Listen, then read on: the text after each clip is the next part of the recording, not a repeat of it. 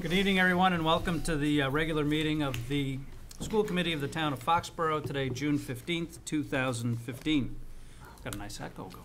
Yeah. That's good. We have a full agenda tonight. I guess it's befitting of the end of the year and all the excitement with end of the year activities. We have a full audience, which is really exciting. I wish you all could come to every meeting, but well, I don't wish that upon you, actually. Tonight's agenda, we are going to begin with a very special recognition of our retirees, which we do every year, which is one of our favorite things to do as a school committee. We're then going to recognize any visitors who wish to be heard. We will approve our minutes. We have our teaching and learning highlight, as we always do, featuring our Special Olympics student athletes tonight. We're going to take up the grade 4 social studies textbook adoption discussion, followed by a discussion about elementary report cards. We then will go into K-12 science curriculum review, and then we'll have technology program evaluation report. Just saying those 4 or 5 things so far is a mouthful. However, following that, we're going to get into second reading of policies regarding field trips, late night and overnight student travel, and graduation requirements. We'll then have a continued discussion about the superintendent's evaluation. Mr. Yukna has some bid awards he'd like to have us consider, and then he'll give us an FY15 budget update as we approach the end of the fiscal year. We will take up other matters at that point, and then we'll go, the committee will be going into executive session tonight for the purpose of discussing negotiating strategies with union personnel, specifically that of the Foxborough Custodial Workers Association, and we will not be returning to open session tonight. So our friends helping us with the cable broadcast will be able to go to bed a little earlier tonight than they were last meeting. So I'm just going to ask that we proceed as expeditiously as we can, because I think this meeting is going to be long. I want to make sure we give everything thorough process, but I also think we need to be cognizant of the time as we just go through the agenda tonight. So, Ms. Spinelli, I bet you would like to make some comments about this year's retirees. I would love to. Some of them are shy and reluctant, but so we had reserved seats in the front 2 rows. So if you're watching from home, you can see they were required to sit in the front 2 rows so they didn't get mixed in the crowd. So it's sort of like a classroom assignment to a lot of you. But these people who are just terrific, every person, represent so many years of service to the Foxborough Public Schools, and especially the children here. Some of them I go way, way, way back with, even till 1980 school year, Mrs. Buckley in Mansfield, and believe it or not, that might be my longest relationship here. Not sure. So Collins is kind of coming right up on it, and so is Evie Cahill. I don't know. Evie, I'm sure, drove my children and did a lot of things. So, yeah, I don't know who would win the longest contest in my world, but each and every one of them has contributed so tremendously to the Foxborough Public Schools, and I'm really happy that you all came here tonight. So it's nice to get some recognition. So what I'd like to do is read all of your names, the years of service you've provided to the Foxborough Schools. And I think it's appropriate that we applaud after each name, but I think for sake of process, what we're going to do is when I'm done with all the names, we'd ask you to come up, receive our recognition and our personal congratulations and a small token of our appreciation, if that'd be all right. So let me begin with Linda Barnes, an educational assistant at the Ahern, who had 29 years of service to the Foxborough Public Schools. We have to come around. Linda, yes. Linda, if you just stand just for a moment and then be joined by your peers, and then we'll do, I think that'll be a little easier if you don't mind. So maybe even, Linda, if you could start a line on that side. You're going to be the conga line over here, yes. Okay. So all the rest of you follow Linda, and then she's going to come in here after you're all lined up. Thank you. I'd also like to recognize next Nancy Buckley, a grade 5, grade 6 special ed reading specialist at the Ahern School with 18 years of service.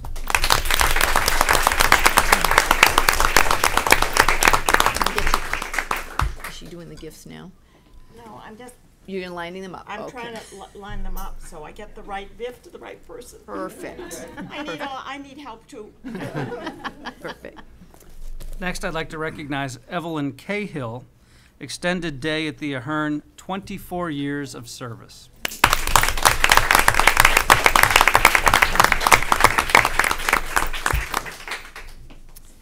Janet Casely, educational assistant at the Borough, 20 years of service.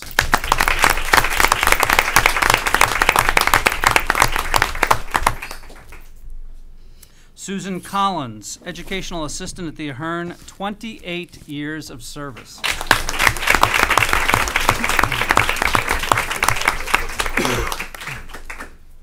Pamela Denies, art teacher, the Ahern Middle School, 16 years of service.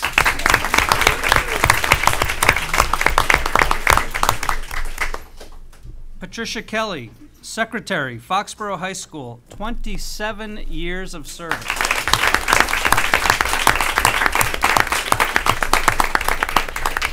And it was her sister, Beverly Bickford. Once Bill got to be 2.9 months old, had him in his daycare. So I've worked with the sisters for many years. 35. Next is Linda Marino, guidance secretary at the Ahern Middle School, 16 years of service.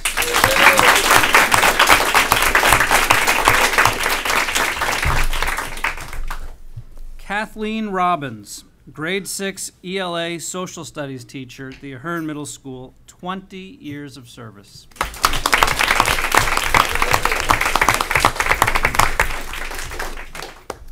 Judith Sheehan, school nurse at the Ahern, 24 years of service.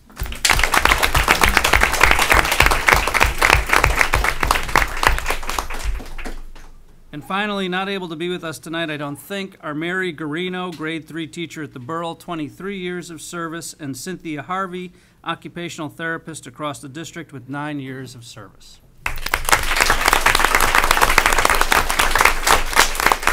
Did I miss anyone? No, I hope I didn't miss. No one else is allowed to retire. That's too many. That's right. So now please come on up and receive a gift, a small token of appreciation, and our congratulations. Walk around and shake our hands. All right.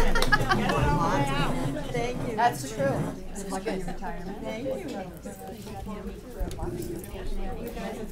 you. You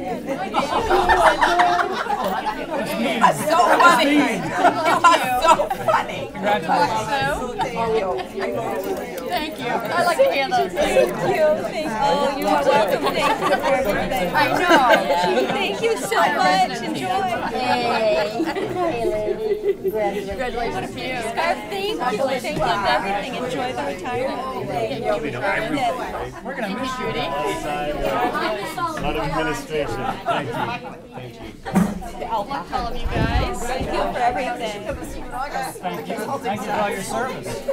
Congratulations. Thank you. That's a lot of memories and crying kids you help. Thank you. That's it. Happy for you. Enjoy. Wow. I didn't know who was going to be Everything. I tried to get them in order. Congratulations. Enjoy your retirement. Thank you for everything. Thank you. Oh, thank you for your service. Appreciate it, Linda. Thank you. No, but I don't forget. I wanted to discuss what I learned from them. I did. I want to hug you. Thank you. Thank you for being so good to my boy. Thank you. Teacher, he loves social. We'll keep you posted. Thank you, Judy. Thank you for taking such good care of my kids. Thank you. Wait, Linda. Oopsie, I think. Kathy Roberts.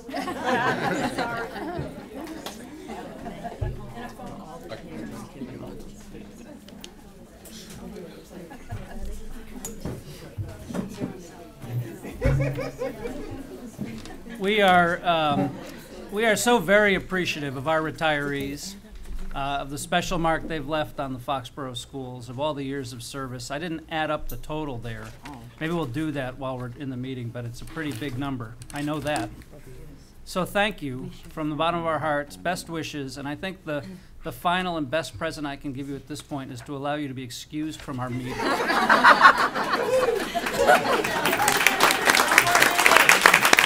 Thank you all.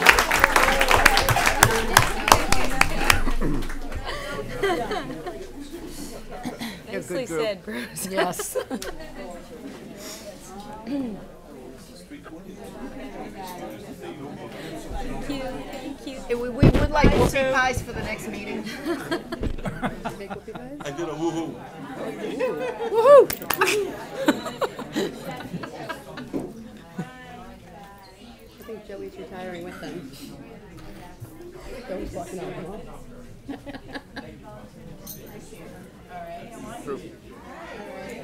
256. How many? 256. Of course he did that. You know, I Do got, that in your head. Of course he did. I was adding in my head early, and I thought it was over 250, but I didn't know the exact number, and I didn't want to say so. Okay, and now I'm going to invite some special visitors we have in the room, our scouts tonight. They can come in and fill in the seats if they'd like. Yes. Scouts, Mr. Bellinger, if you could help the boys. Mr. Foley, you guys are welcome to take some of the seats if you'd like. Well, hold on one sec, because we're going to actually need the front row seats for the Special Olympics students who are going to drag up to the guest All shot. right, all right. So, yeah. Okay, you guys will have to stand like good scouts a little longer. Not too Sorry. long, just a little longer. Just trying to figure out the logistics here. Yes, thank you. Are there any visitors tonight who want to be recognized at this time? Okay, seeing none, we're taking up the regular meeting minutes from June 1st. No comments, nothing to add. I didn't see anything either. I actually You had saw some- one Go minor, ahead, it's Tina. just a very minor nit, and I meant to call Janet today, and I didn't get to it. But Pam, on the end of page 3, the last sentence, it says, Mr. Gardner noted the next school committee. I think she dropped the word meeting. That's it. It's just a tiny little thing, but I'm particular. Motion to accept as amended. A second. Any further discussion? All those in favor? 5-0. And I want to thank Pam for being here tonight. We miss Janet. I understand Janet's, I talked to her a little while ago. She's a little under the weather, and we hope to see her back. good. Good. Janet, we miss you. Pam, welcome, and thank you for being here tonight. Thank you. It's very much appreciative. Okay. Teaching and learning highlights. Special Olympics student athletes. Yes, so I would like to invite our student spokespeople, who are Krishna, Stanley, and Joe. I don't think that's it, right? I don't think. Okay, would you each take one of the front chairs, and there's already one waiting for you, and come up to that table and sit together where the microphone is, and then have their teachers and Special Olympics coaches come up with them. So as the committee knows, many, many students participated in the Special Olympics last Wednesday. It was quite wonderful. I thoroughly enjoyed myself. But we thought we'd have some of the students come and talk about their Special Olympics experience. So I am going to turn it over to Diane Galante, our high school teacher, and Sue Burrows, our elementary wellness teacher, who coordinates a lot of it. And maybe have them give a little introduction to Special Olympics, and then hear from you about your experience. Is this good enough? Can you hear me? Well, the people at home won't be able to hear you, so you have to borrow a microphone.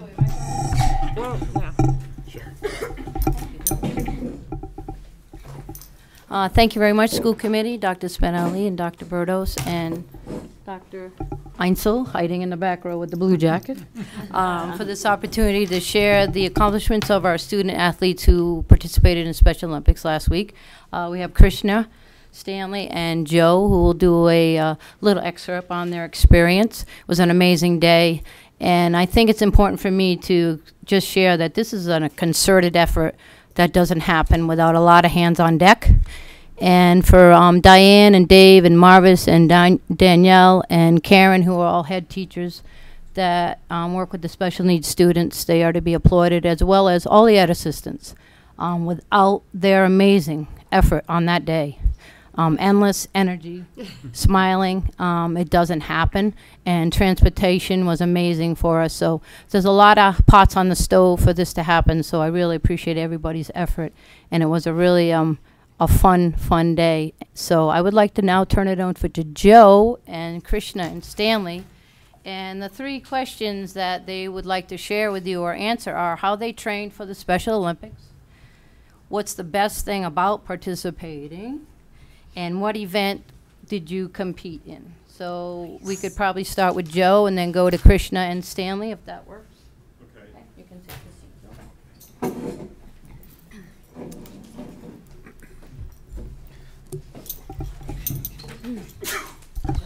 I trained for the Special Olympics by just jogging in gym class and practicing throwing skills. And then the best thing about participating in Special Olympics is getting medals. And the events I competed in is the 100-meter dash and the softball throw. And now I'm going to pass it over to Krishna.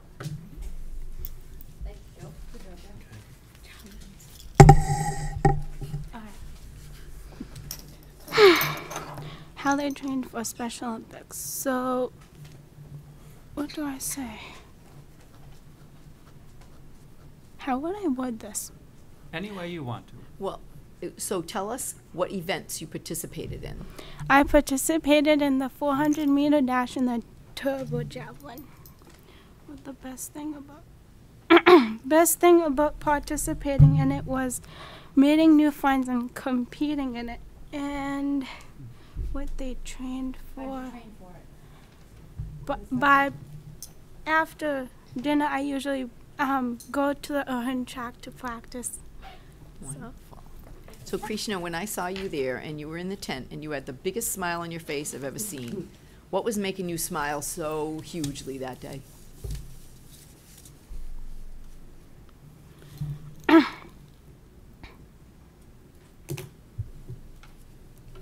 It might not be on the paper. Look at me. Why were you smiling? You were in the tent, you were with a bunch of friends, there were a lot of people there, some I knew, some I didn't know. You were smiling so much. What were you feeling right there? I was feeling good about winning and getting good medals. That's right. Yeah. Good. Nicely done. Stanley.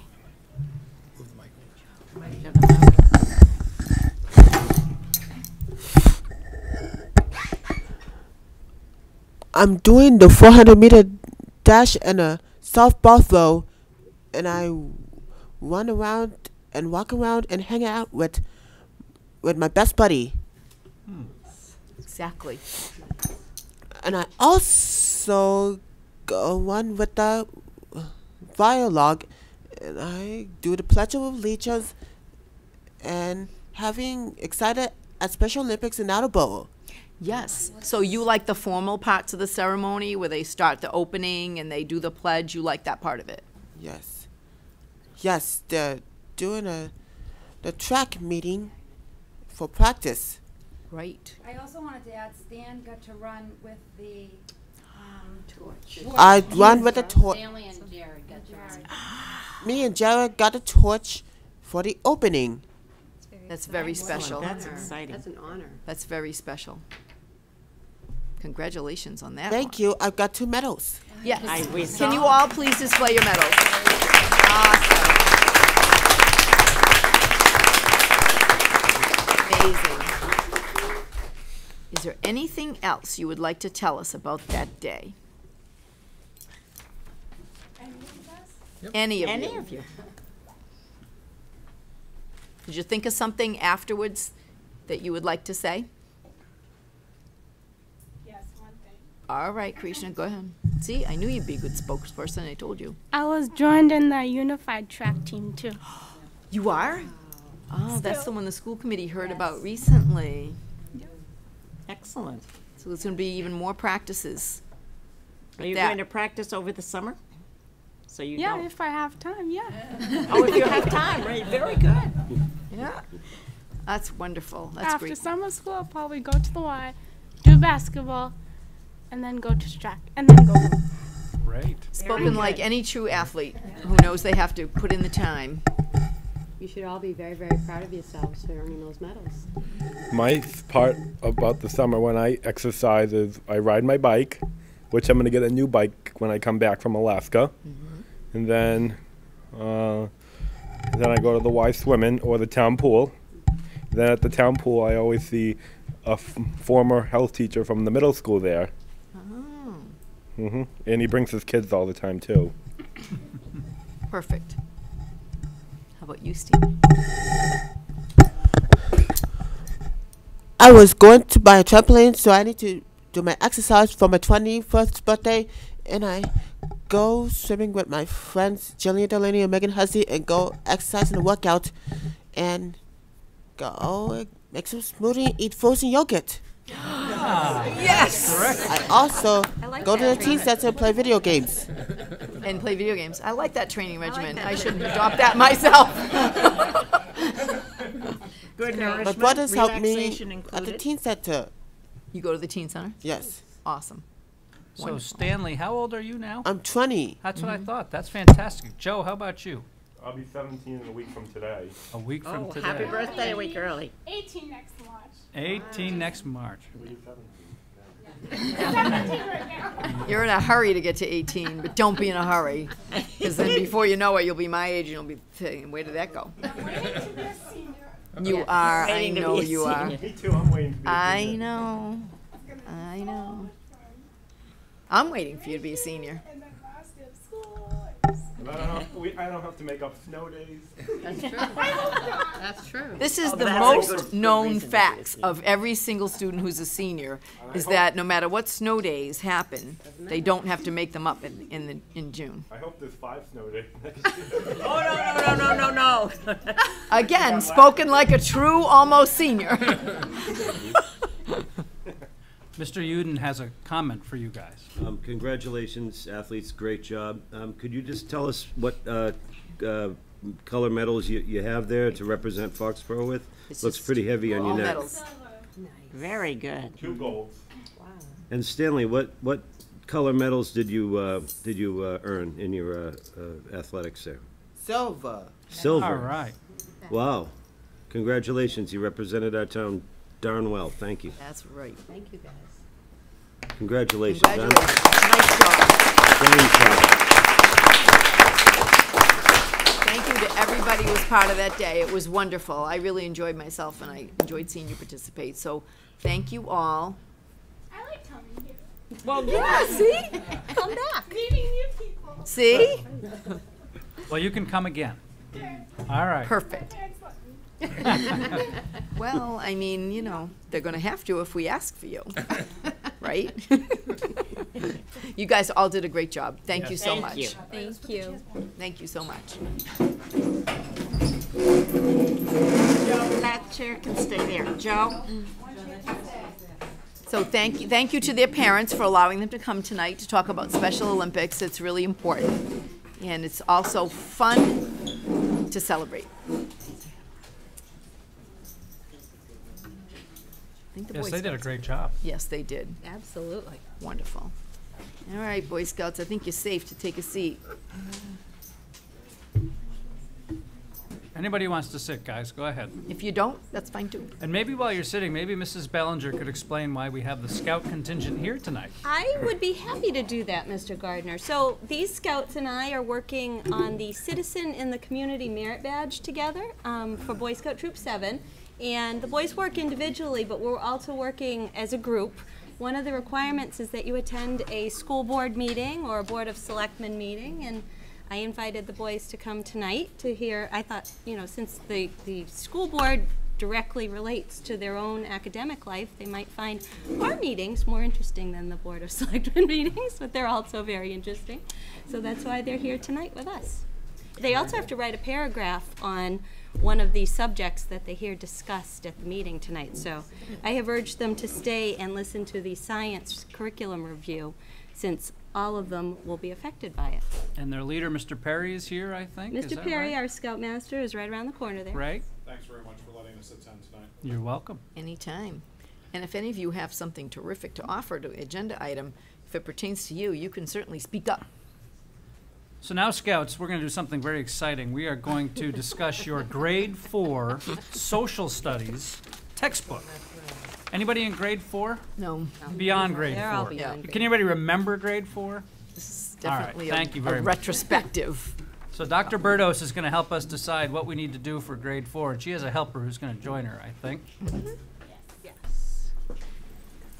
So Mrs. Casilli has been really the lead on this as the K-8 Social Studies Director for English Language Arts and Title I as well, so she wears many hats. But at the end of the K-12 Social Studies Curriculum Review, the recommendations that came out for there specifically for grade 4, we wanted to really take a much more in-depth look at what resources would best meet the needs for our teachers and for our students, more importantly. So this current school year, we piloted 2 different grade 4 texts, and so this evening, we're here to recommend to you, based on that pilot, which text really met our needs much more effectively. So I will turn it over to Diane, because she really has done all the work. So this year, we had 8 grade 4 teachers who participated in the pilot. They piloted both programs for half the school year. Half started with one program and then switched to the others, because we felt that was the best way to really get a sense of which program was a better fit for our school or our district. So they have decided that Social Studies Alive, Regions of Our Country, is the best choice of the 2 programs. It offers many, it's more interactive, hands-on in terms of the curriculum. The content of the program is what we were looking for in terms of what came out in recommendations. The idea of being able to be interactive, hands-on, having students look at primary source and secondary source documents and have to evaluate those. And this program was the best fit for us.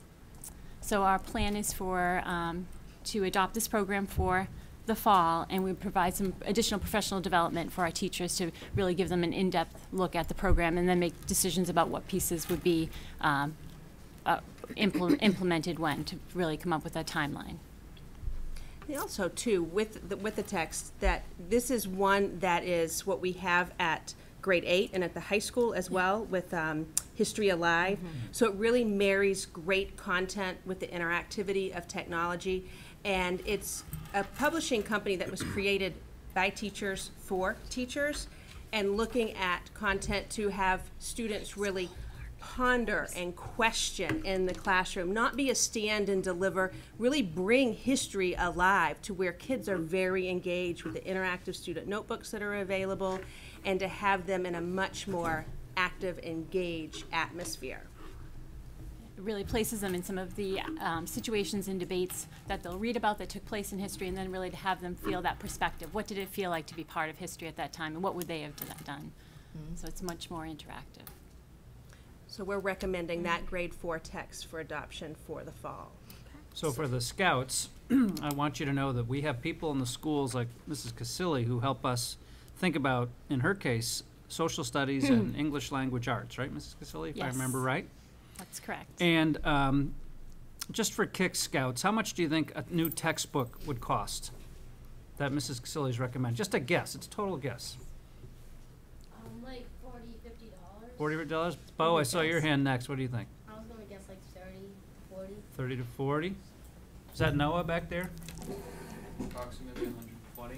120. Whoa. Mrs. Casilli, do you want to share with us what the cost of this textbook is? It's $60 per textbook, which includes an online version, access to a digital copy as well. $60 for the textbook and the online.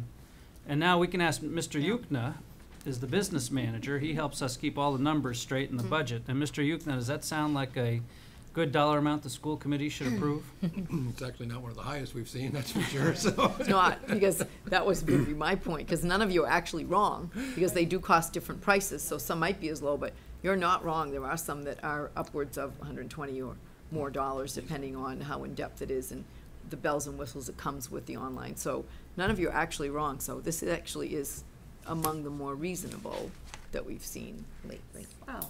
Teachers for teachers. Not wrong. Any comments or questions from the committee? Okay, so everyone's comfortable? Motion? Yes. Motion to adopt? Do we need to make a motion in the accurate amount of the textbook? No, you need to approve the textbook itself. Okay.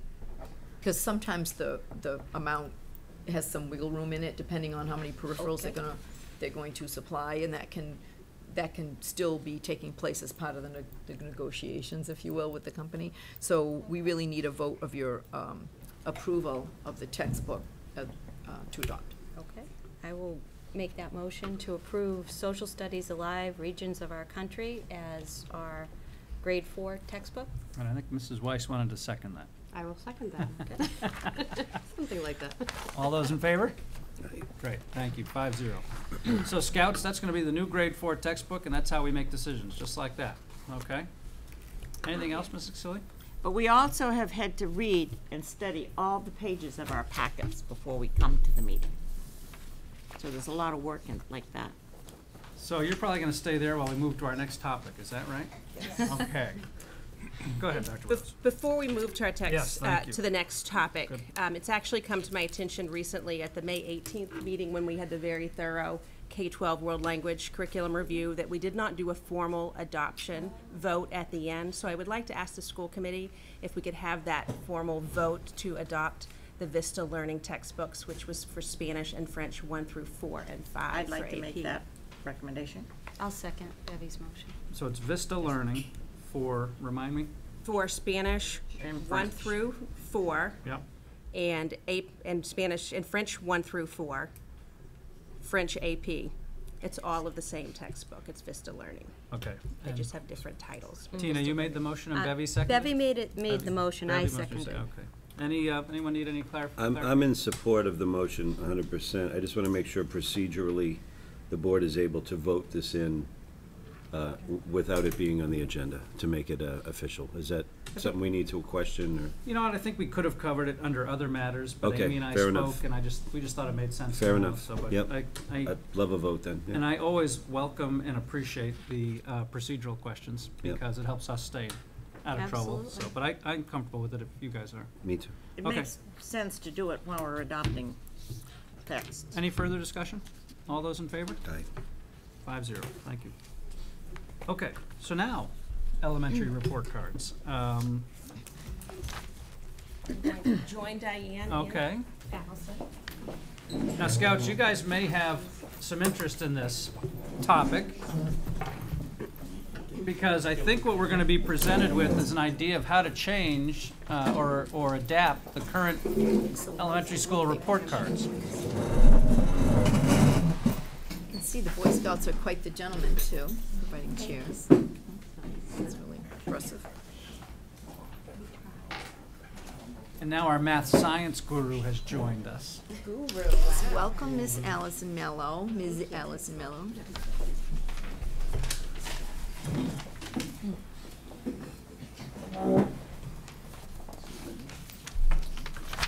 So what we have that Mr. Hires helping me, it looks like maybe the projector went to sleep, is the PowerPoint presentation that we presented to parents a week ago tonight. So this evening we're here to present to you the revised standard-based report card, and that has been completed during the course of this school year as we gave you kind of a progress to date a little while ago, a month or two ago at a school committee meeting. And we have our 3 elementary principals that are here as well. Michelle's here. I think we're maybe a little early, so but we will have them with us as well. But this revision has taken place this school year. It involved elementary classroom teachers from each of the levels, from each of the schools, and then special education teachers, reading specialists, and then Mr. Regan was the elementary principal who was on the committee. And the committee was chaired by the 3 of us. However, I think Allison and I both will say that the majority of the work was Diane Casilli.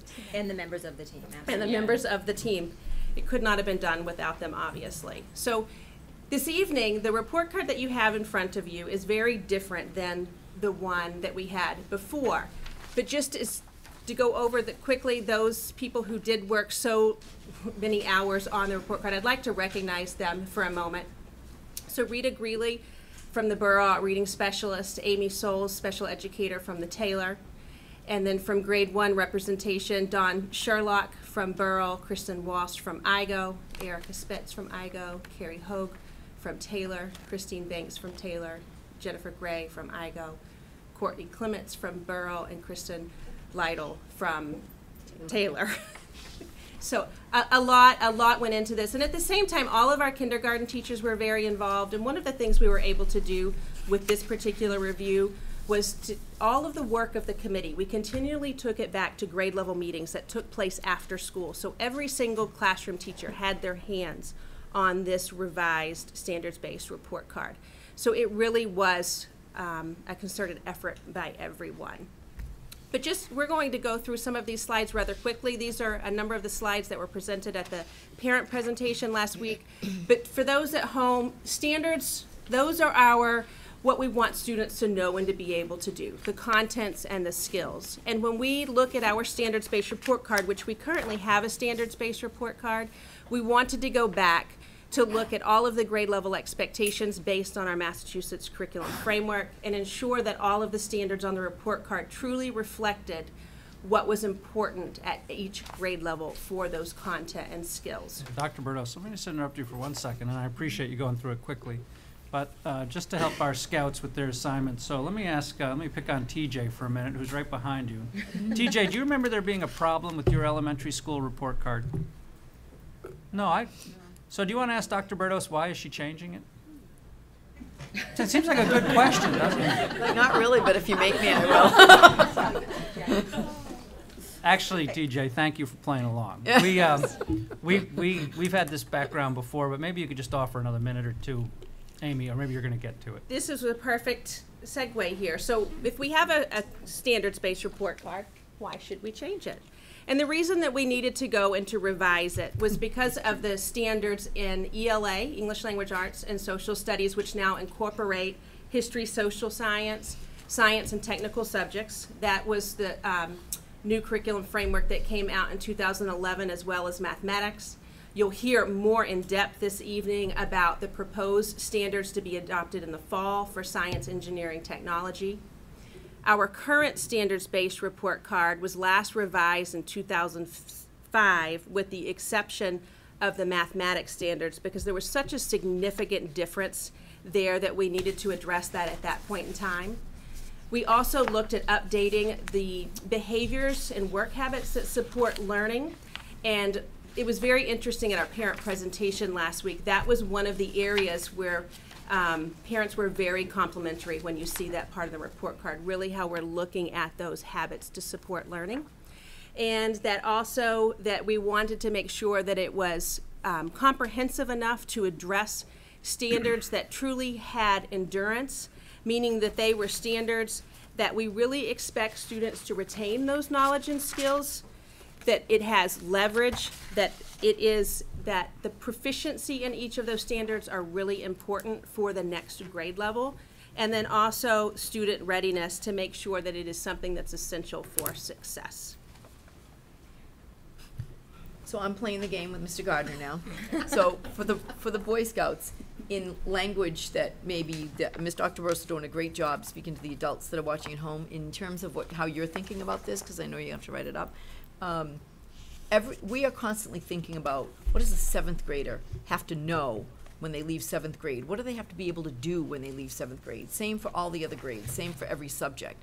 So every few years, every several years, when enough has changed in what we think a 7th grader, 6th grader, 5th grader, 4th grader, 3rd, 2nd, 1st has to know and be able to do by the end of the year, when enough has changed and we have enough that we think isn't right anymore, then we change the report card because we've changed what we're teaching you, and then we change what we're testing and assessing you on. Does that make sense? So enough has changed that now we need a new report card for elementary. Thanks. So in order to meet those demands, we wanted to make sure clear expectations are there, that the skills are aligned to the current standards, and most importantly, that the skills students should learn in each of the grades, as Mrs. Spinelli just said. The report card itself will help parents better understand what the expectations are at a particular point in time for each grade level, providing feedback on student progress towards mastery, towards those expectations, and then provide very detailed information. So the increase from standards from our current report card to this one was a 21% increase in standards, which actually the number's much higher than that if you were to consider the math standards that we did a year and a half ago. So we wanted to take you through a couple of examples to show you concretely what this looks like. You can see this is a side-by-side comparison of our current grade report card as compared to our newly revised report card. Just visually alone, you can see that we're reporting out on a lot more information to parents. And some of it is, I'm going to take the second descriptor, demonstrates letter sound knowledge. Well, now we're really looking to see if they can demonstrate that, but do they know and apply? I'm looking at the second one on the right-hand side, do they know and apply grade level phonics in word analysis skills and decoding? So we're being much more specific in our language, and we think that communicates better to parents what our expectations are. Same if you further down, we often talk about reading comprehension. What does that mean? Are they reading and understanding? When you look on the other side, there's many more standards that make that more concrete for parents to understand what are we looking for from students. So in grade 1, can they ask and answer questions about key details in the text? Are they able to retell stories, including the characters, settings, and major events? So it's much more specific, so you can really see what we're looking for from our students. And so here's a sample of grade 4 side by side. Again, you can see we have many more standards that we're reporting out on, and we're giving you more information about what we're looking for. For this example, we'll take a look at the writing. In the past, we reported on using sufficient details to support the topic, correct mechanics, organizing ideas in logical order. And if you look at the third, the third one down, demonstrates an understanding of the structure of narrative, informational, opinion writing. So we're communicating with parents the types of writing we're looking for from students and what do they need to develop that writing. So one of the things I'd say to the scouts, to build on Mrs. Spinelli's point, is the word I would use is the report card for elementary school is going to get more detailed. It's going to be more detailed. But I think that's good as a parent and a school committee member, because it, as the ladies have said, it's going to help us as parents understand what you're learning in more detail. If you guys were to go back to elementary school, well, maybe I should do this as a question to the 3 speakers. If these scouts were to go back to elementary school, would their day-to-day activity change a whole lot from what they experienced? No. I wouldn't think so. But it's how we're reporting on the progress you're making that probably is the big change. Yes. How about for the teachers? Big change for the teachers? I think that the teachers are very pleased with the work, with the report card. They feel like this is going to communicate much more information to parents. So I don't think they see it as making more work. I think a lot of the assessments, I can speak for ELA, that we use to inform our instruction is what we'll use to inform our reporting on the report card. So it's not making more work in terms of more assessments. We're just sharing more of the information with you. Yeah. Yes. I agree with that. I'm sorry. No. My thought when I was reading through everything was that this really correlates to what's going on in the classroom, so that it should transition really well when they sit down to do their report cards and write their evaluations and thoughts to parents. Yeah, and that was one of the discussions we had as we were creating the report card and then finalizing, do we feel comfortable that we have things in place that would be measures of these? And the teachers felt that they did, that these are things that we're already looking at in our day-to-day instruction. Right. Yeah, I don't think the instruction is going to change a lot. I mean, we always get, we always try to keep our instructional strategies and approaches current, but I think it is the level of detail. So if you're a parent and you were reading the report card, you might get an indication that your child is okay with reading comprehension, but in the old report card wouldn't necessarily tell you that that's so broad and complex. But this new report card should be able to say to you, oh, I see, my child can describe and interpret text structures, they know the genres, but maybe they don't have quite the same assessment in summarizing main ideas. So I see my child might need more work with main ideas, but not recognizing genres. So it'll really help give those kinds of details to explain better something that's complicated and break it down a little bit more. And I think this really was timely in terms of, I think the teachers felt that they're doing so much in the classroom since we've had the new standards in 2011 that now they have a way to report out. Thank you.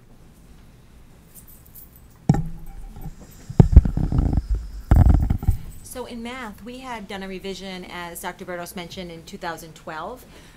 For the exact reason you just spoke of, there was a lot of ambiguity around the old reporting standards. One that sticks in my mind was a kindergarten one that said counts objects carefully, and I remember thinking, what does that mean?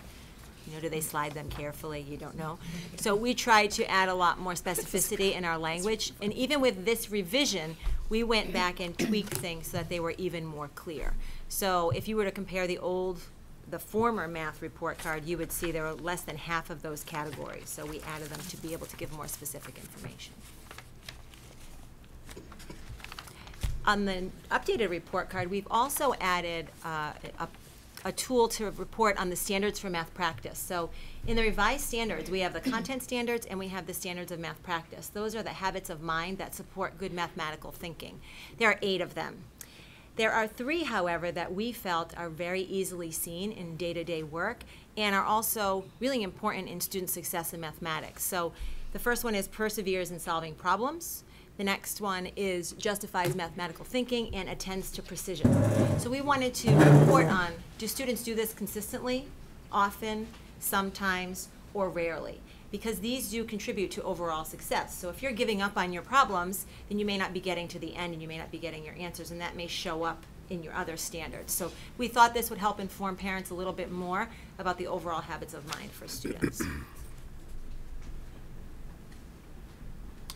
So on the previous report card, we had the levels of performance were indicated by S, M, P, and I. And just as a refresher, the S was a strong performance, meets and often goes beyond grade level.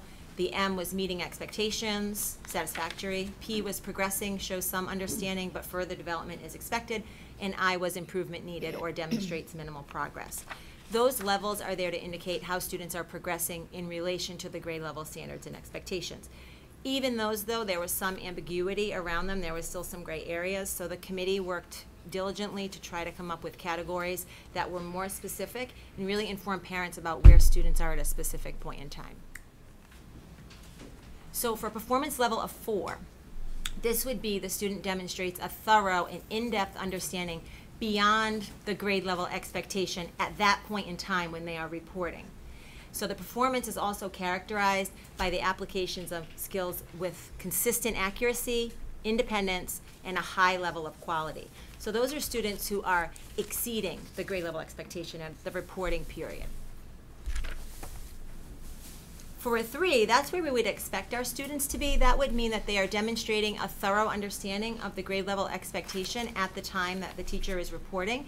That performance would be categorized by the application of skills with accuracy and quality. And while they may require occasional support and direction, they're pretty much doing exactly what we expect them to do at that time. For a 2, the student demonstrates perhaps a basic understanding of the grade level expectation at that point in time, and that may be characterized by the application of skills and strategies with some support and direction. One thing I haven't mentioned that's been on every slide, if there is an NA, which we've had on previous report cards, it means the standard is not assessed during that term. And then a performance level of 1 would indicate that the student is inconsistently demonstrating an ability to apply the grade level expectations at that time. And that might be characterized by a limited application of skills or demonstration of strategies, and it would require some considerable support and direction by the teacher. So are there enough changes in those definitions from the SMPI that you guys feel it's meaningful?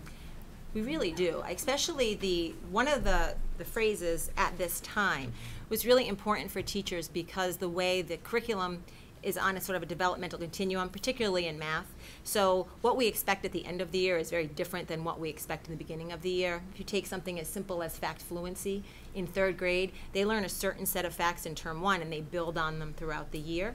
So if the student by the end of term 1 already knew all of their facts for the whole year, they would be a 4 because they're exceeding that time. However, if they knew the ones they were expected to know in term 3, they would be a 3. And then if they didn't continue to progress in the next term, they might go down to a 2 because they wouldn't have everything at that time. Does that make sense? Yeah. Bruce? Mr. Uden has a comment. To your point, and to Diane, I think you made a good point. A lot of times, school committee hears about and worries about teacher-to-student ratio and the burden of work on the faculty, as well as the feedback that the parents get. And I think there's a lot in this more detailed reporting, particularly if the staff doesn't feel overburdened by it or that it's more static in their job, because we're getting more bang for our buck down the line and barometric readings for what we might need to buy for middle school books if the students are stronger here and weaker there or whatever. Am I on the tree or on the target on some of those comments? Because this is a lot of work for you to provide this information back home, and I love that stuff as a daddy. And I think to that point where this is what is taking place in classrooms, it gives the teacher the opportunity to report out in more specific areas. to where those conversations might take place at parent-teacher conferences. Right. But now they have the document that's there that will follow parent-teacher conferences to be able to follow up and to really show where our strengths are or where our areas of growth may be. Thank you. Yeah, I agree. I don't think a lot is different from this year to next year. It's just that this allows them No, to it's richer, paint- though. It's It allows them richer. to paint Yeah, a right. richer, more detailed picture, I think. of where the students- And I think it's about communication. I mean, it really is a partnership between school and home, and that's, teachers felt very strongly that this was a much better tool to communicate with parents at home at what's going on in the classroom and what are the areas of strength versus maybe some places you could work on. It's just more clear. Which is the whole point of a report. Right, exactly. Thank you. Thanks, Bruce. Sure. So this next slide is showing you an example of what the report card might look like with the new rating scale. So for instance, you can see if we look at knows and applies grade level phonics and word analysis skills and decoding, the second one down, you can see that this student at the end of term 1 needed some more support with being able to apply what has been currently taught. But then at the end of reporting term 2, they now seemed to have mastered that and are at our grade level expectations. Whereas, let's see, what retells stories to include character settings and major events. That's something that's a strength for this child. They're meeting the grade level expectations at the end of term 1, and even though what we might expect in their retelling in terms of details, as that increases, they're still maintaining the grade level expectation for term 2. So it gives you a sense of what the report card might look like. And then also you'll notice at the bottom, every content area we included effort, and teachers felt very strongly that it was important to be able to report out on this, because even if a student is struggling, they still might be putting forth their best effort. And that's something that needs to be taken into consideration, and we wanted to be able to convey that in each of the content areas. And that's using the consistently, sometimes, rarely, and often.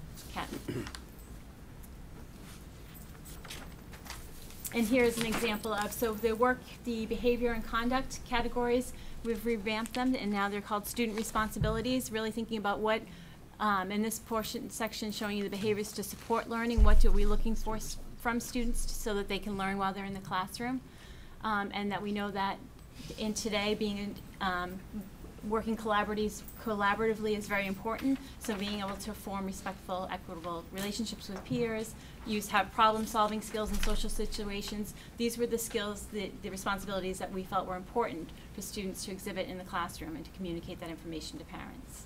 I bet that's one of the changes that Mr. Stanton and Mr. Regan and Michelle all enjoy, is being able to call it student responsibilities, because I know that's consistent with how they talk to their schools. And then the second part is work habits to support learning. So what are the work habits that you need to be successful? Being able to follow written and oral directions, being able to seek or accept help when necessary, focusing on task, working independently. So these were, again, we scored between the often, consistently, rarely, and sometimes, some important behaviors that we expect to see. So one of the things that is different from our current report card that is the grading periods. So currently we have 4 quarters. And so with this report card, it goes to trimesters, which is typical of a standards-based report card because of the extensive reporting and the number of standards that are there, because it does require a lot of time as far as the assessment and documentation. And most schools who do have standards-based report cards have trimesters, although ours was standards-based, but it was still 4 quarters, and being more elementary developmentally appropriate. So the difference here, 4 quarters was 45 days, going to trimesters it's 60 days. So it's a difference of 15 days. But one of the things that we felt was really important was to keep parent-teacher conferences at the same time and not have them later on, the 15 days later. So that way you have opportunities for conversations and then a couple of weeks before the report card. So if there are any of those areas to where just a little bit more support to get that particular child at the grade level expectation at that time, it provides that opportunity. Excellent. Could I ask a question? So at the parent-teacher conference, you know, you have your second grader. Is the teacher going to have sort of like a draft report card in front of them? Not necessarily, you know what I'm saying, with these might be areas where he could be a 2, he could be a 3. If you sit down and work with him over the next couple weeks, that sort of thing. I know, but I'm not articulating it well. But because we collect a lot of data. Yeah, and I can speak from ELA. We do a lot of formative assessments at the beginning of the year, so I could see the teachers sitting down and sharing, after doing a reading assessment, this is in working on retelling, your child's missing some of these pieces. So I think they'll have specific information for parents, but I don't know if they'll have a draft of the report card ready. My initial thought is they shouldn't. Yeah. Because then it looks like a real one, and then people may say, in my opinion, at home, I don't see my child as a 2. I mean, I think that our teachers know the standards so well that they will be able to speak to a child's strengths and weaknesses in a sort of a conversational,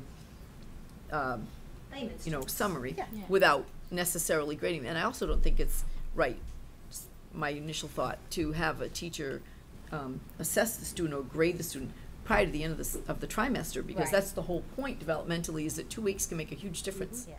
So I think those specific conversations can be had without a draft, because you don't want that conversation to be about the draft. You want it to be about the picture of the child. It's actually 3 school weeks. Yes. Correct. So it is just a big It's a nice change growth for parents who have been used to getting a report card ahead of time, so that you can frame your questions as a parent in a more specific manner. So I guess the parent will be going in with maybe less information in front of them, but the teacher will be providing that level of detail to the parent. I think we have to wait and see what level of detail we're able to provide.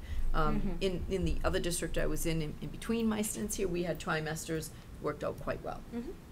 And I think there's always an opportunity for follow-up if the report card doesn't reflect the conversation you thought you had 3 weeks before. That's, as always, a question that teachers can feel free to reach out for. But I found trimesters to work actually much more effectively for young children. And so I think some of that, we can't say exactly now how much level of detail, and it certainly won't be a draft report card, because 3 weeks is a long time in the life of a first grader. Makes sense. Bruce, Thank you. Thank could I ask my questions at the end so we can keep them? Thanks. So speaking to parent communication, any progress reports that are currently sent home through individual education plans or through supplemental reading or math support will continue as they have in the past. Parents, as Debbie was just mentioning, at any time parents request conferences, teachers are very accommodating. Kindergarten will remain the same as in the past with the 2 reporting periods. So as far as what that looks like when it plays out, parent conferences still in November, term 1 would end in December, then term 2 March, and then term 3 June, the asterisk because of you never know with snow days. We've already had one request for 5. And I think we've spoken to some of these things tonight and even before, but really the advantage, I too in my former district had trimesters, and it really gave students developmentally the time to show growth, and they do show such tremendous amounts of growth at that age. Providing a longer time at the beginning of the year really provides the opportunity for students to become acclimated in a classroom, teachers to really, really know before that first reporting period takes place.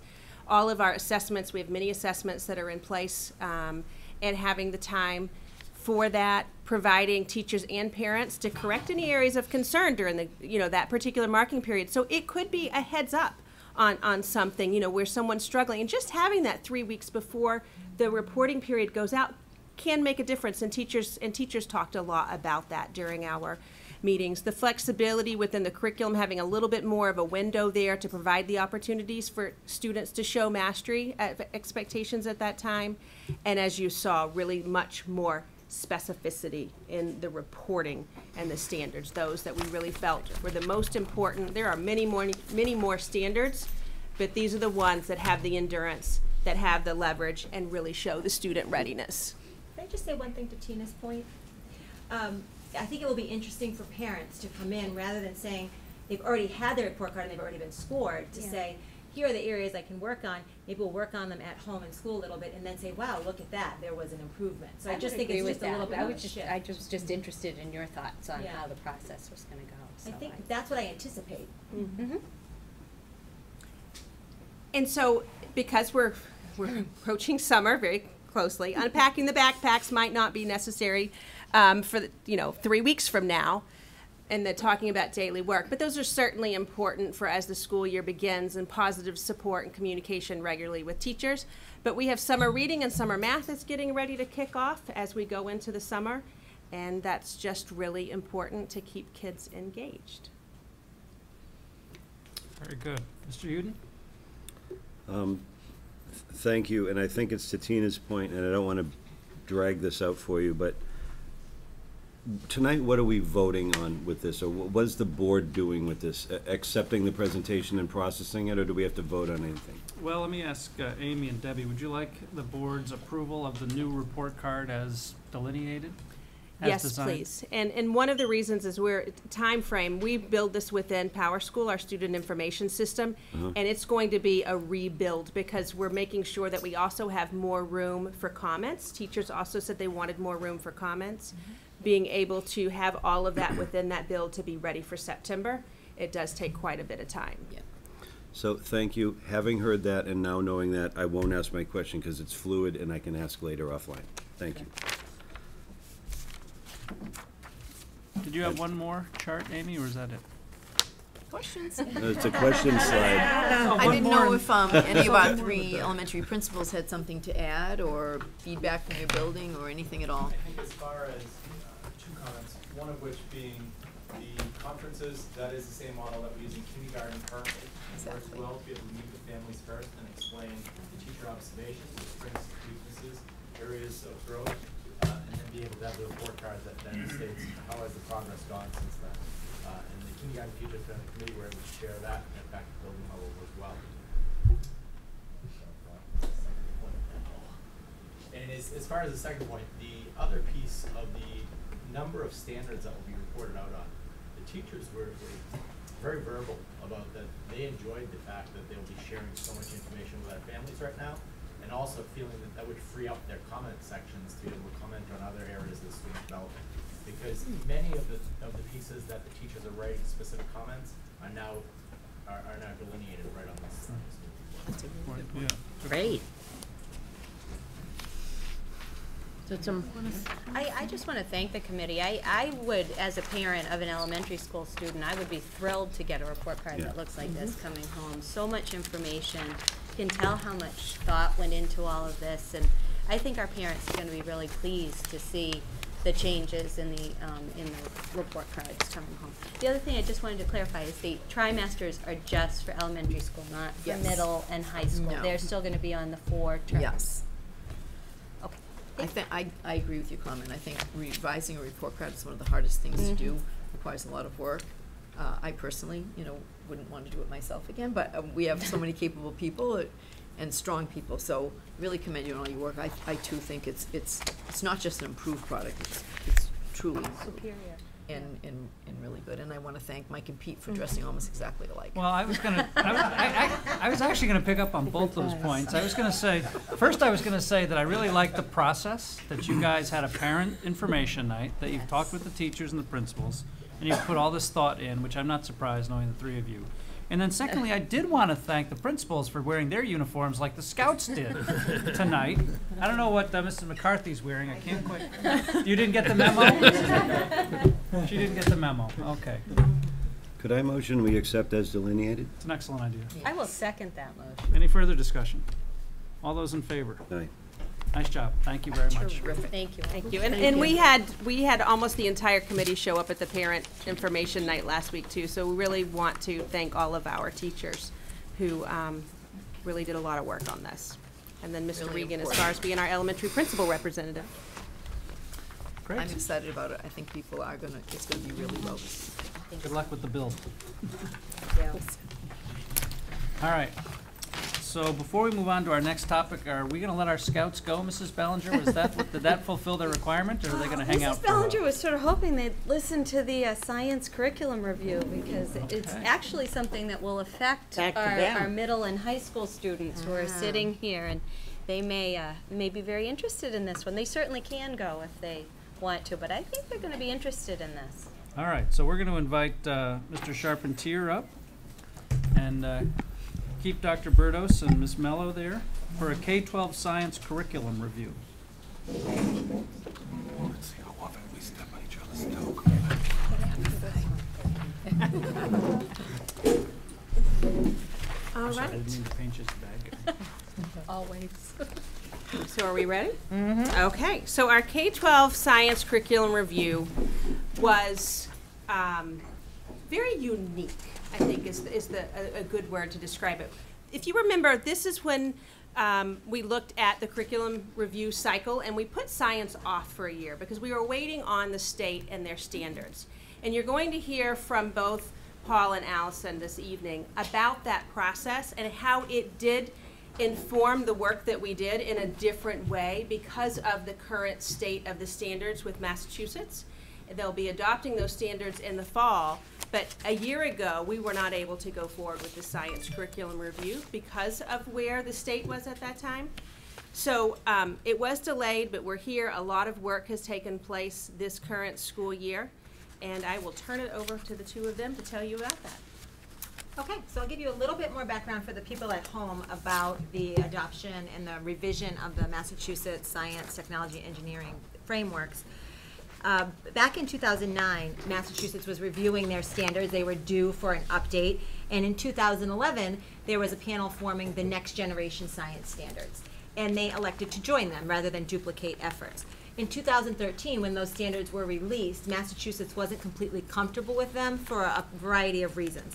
They were very broad and they were open to interpretation. And there were some changes that they just weren't comfortable with, some that Paul will speak about at the high school level. So at that time they said, we're going to go back to our work on our own revision and we're going to use the next generation standards as a foundation so that we can leverage some of the resources that are available out there and have common language. So that slowed everything down.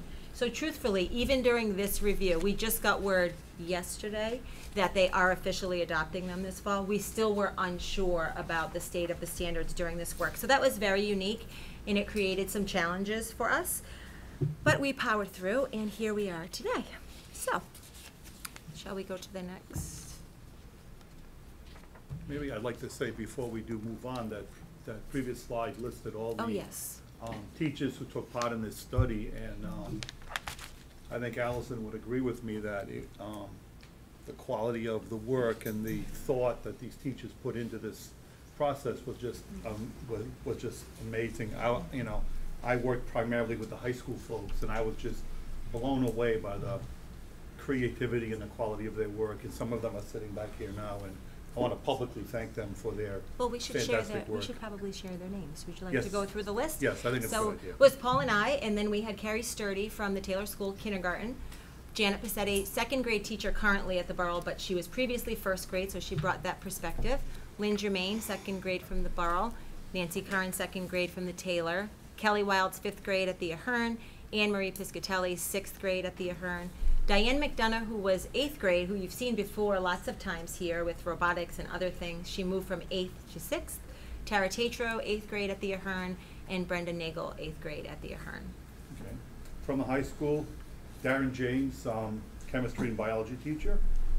Jeremy Champlin, biology, AP biology teacher. Karen Ignayan, high school chemistry and physics. And Pamela Anderson, high school special education.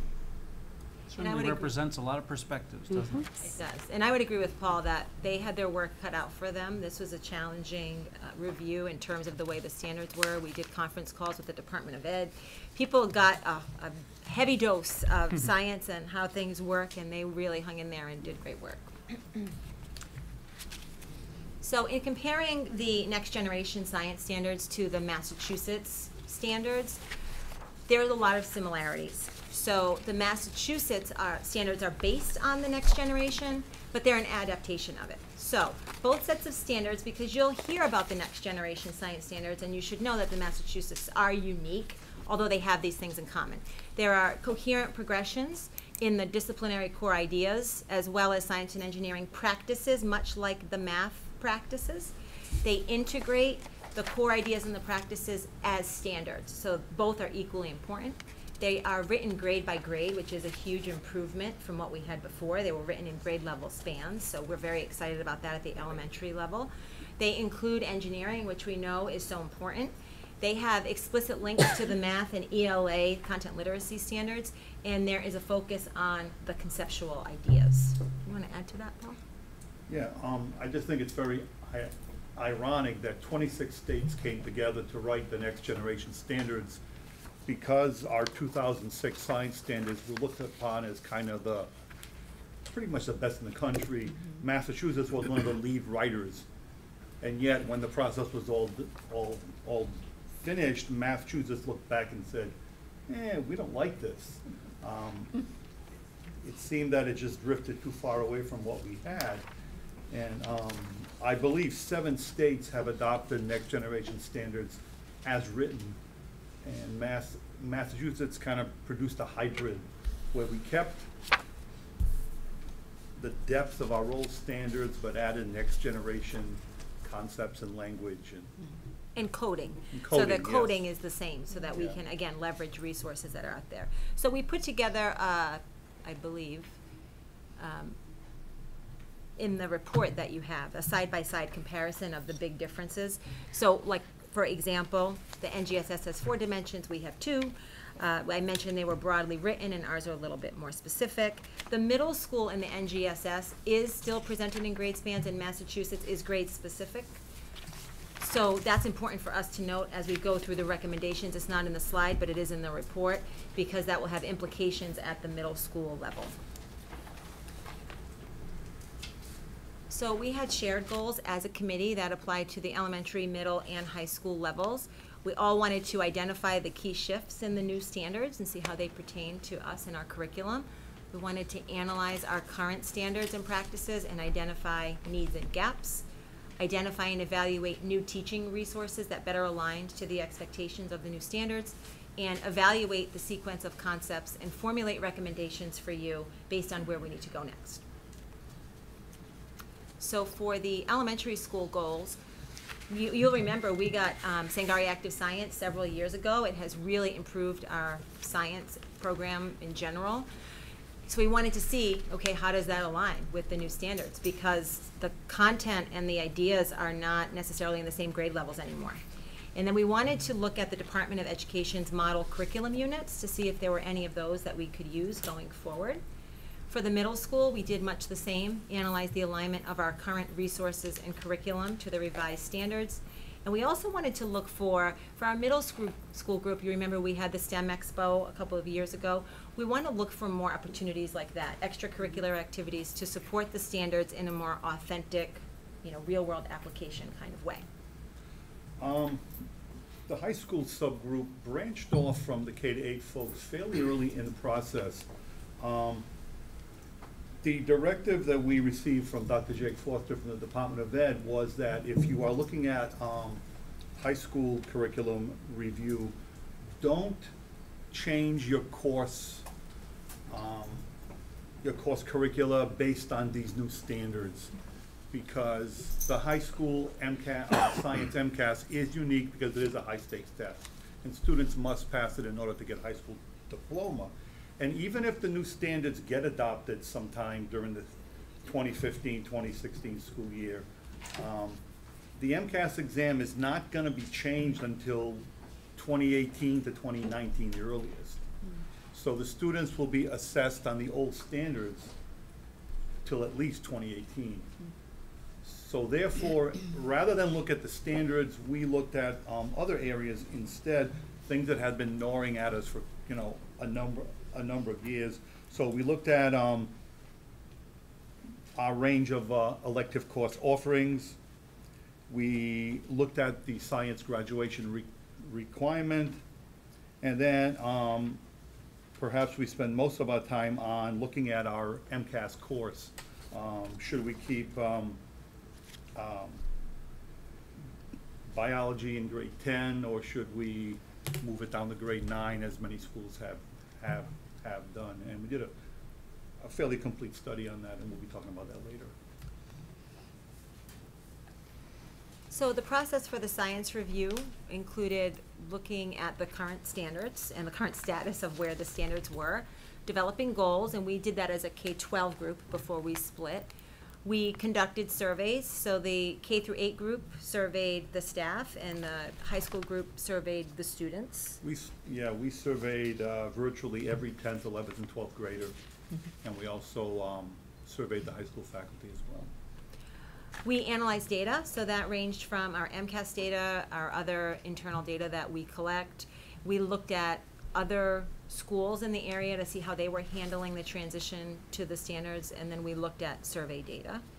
We went through a formal textbook evaluation process for elementary and middle, and you see the ones that we looked at listed there. At the high school, you conducted a formal textbook.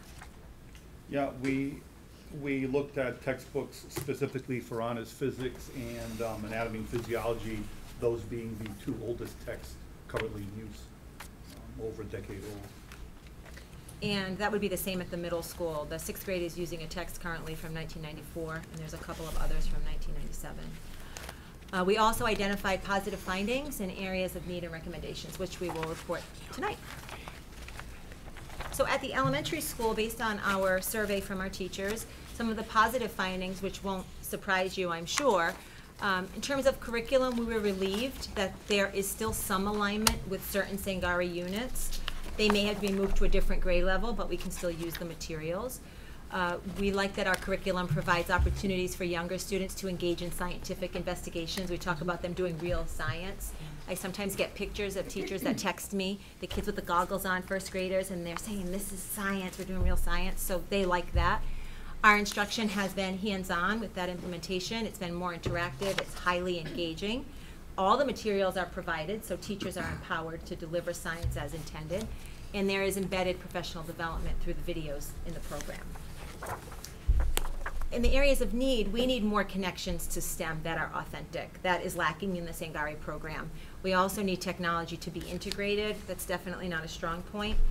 The reading level has been a point of contention since we adopted Sangari. It is definitely too high at the early grades. It was written by science people, and sometimes it's very technical.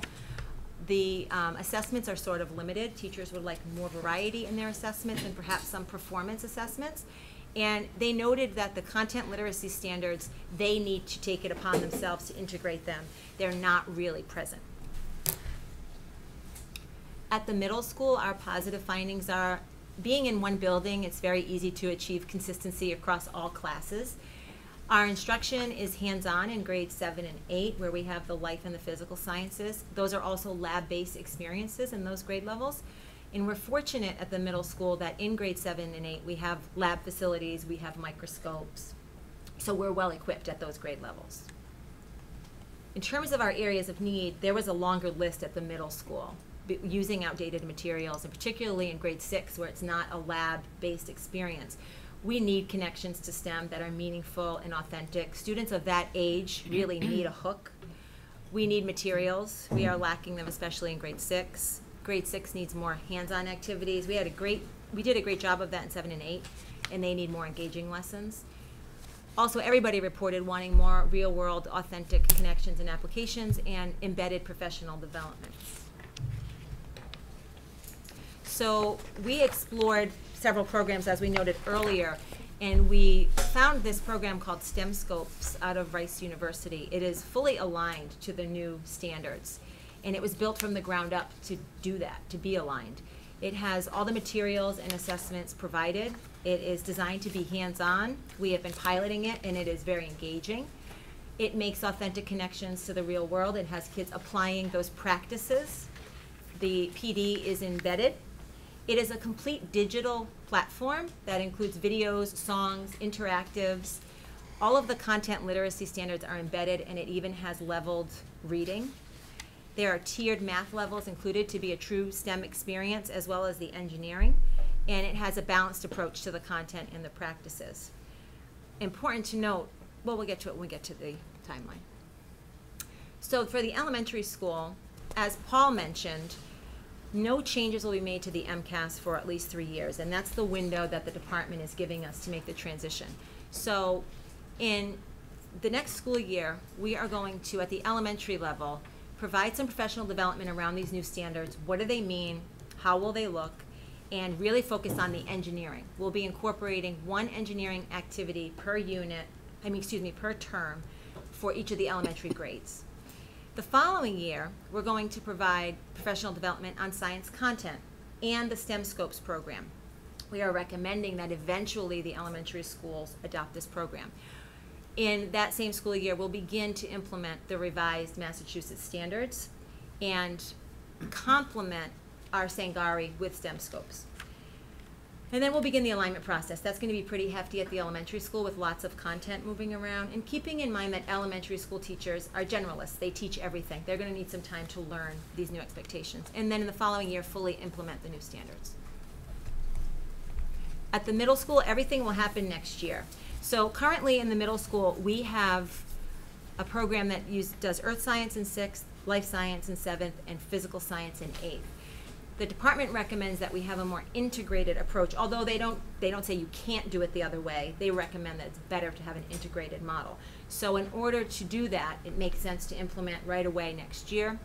So we are offering them professional development on science content because Mrs. if I've Mello, been... let me interrupt you for one Yes. second. So for our scouts back there, Yes. who are in the middle school, Yes. this is what their science is going to be like next year. Next year. So if you are in 7th grade right now and you've had life science, next year you would normally have physical science. It would be physics and chemistry.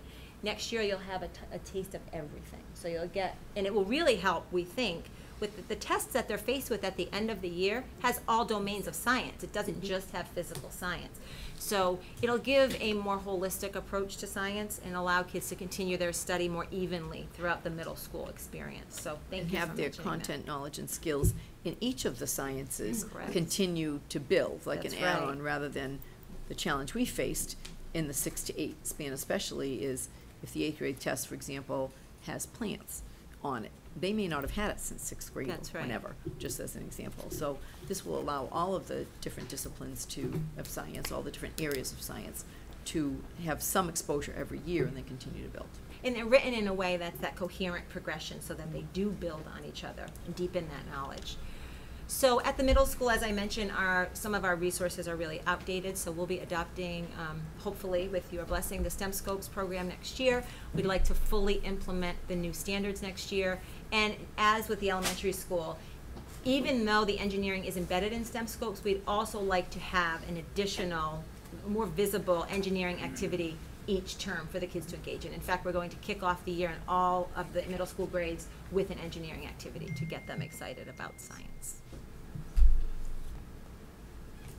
Okay, at the high school, in terms of positive findings, our curricula are closely aligned to state standards. We have a very popular electives program. Students are hearing from multiple sources. They need to take more science courses, math courses, technology courses, and the students are listening. Over the last 5 years, we've had a steady increase in the numbers of students going beyond the minimum 3 years of required science. The last couple years, we've had several students take 6 and, in a couple of cases, 7 science courses. So the students are listening. Of course, there are implications because of that. We offer 3 of the 4 AP Science courses. Instruction, we have a very dedicated science faculty. We have a large number of inquiry-based activities. We focus on both the knowledge and the process of science, doing science as well as learning science. And our lab experiences are hands-on and technology integrated. Assessment, we have a very high level of success in terms of students passing the MCAS exam. For the last several years, in excess of 95% of the students passed on their first attempt. Materials, as a result of the renovation completed just a few years ago, our facilities are second to none, and I, as somebody who works in those rooms every day, I have been so happy. Just you know, having known what the old labs looked like and just the poor traffic patterns, and it's just a breath of fresh air. And with only a couple of exceptions, all of our textbooks are up to date. Okay. In terms of areas of need, under curriculum, we need to ensure that students are exposed to both life and physical sciences. The present graduation requirement is to complete 3 years of science, but it's not very specific, and it is possible for a student to complete their 3-year requirement never having seen a physical science. So, you know, in terms of producing informed citizens. We certainly would like to make sure that students get exposed to all areas of science. At present, our elective menu, you might say, doesn't have a whole lot of opportunity for physical science electives. So, I mean, it might be somewhat our fault in a way that perhaps they aren't taking as many physical science courses because we're not offering quite as many of them. When we surveyed the students, they were loud and clear that physical science as the grade 9 science course clearly wasn't serving student needs. A lot of students felt held back when it came time to take junior, senior electives, having had physical science in 9, biology in 10, chem in 11, then only have one year left. One student put it very clearly when he or she wrote in their survey that they felt like in 9th grade they were treading water, which I really took that to heart. So as you can see, we're sort of heading towards moving biology to grade 9. Well, then that somehow causes a domino effect, because then we move chem to grade 10 and we move physics to grade 11. And there are some students who are challenged by math, and that creates its own special set of problems. So that's something that the recommendations will certainly have to address. So our curriculum recommendations are that we tweak the graduation requirement a bit. I suppose we'll be back to you in the fall to make a formal proposal to change the graduation requirement to still 3 years total, but to spell out 1 year of life science and 1 year of physical science. To eliminate physical science in grade 9 and then replace it with biology 1. Instead of having a small group of 50 accelerated freshmen taking biology, we'd like to have the entire 9th grade class take biology. The student survey, we asked students what type of electives that we do not offer would you most like to see.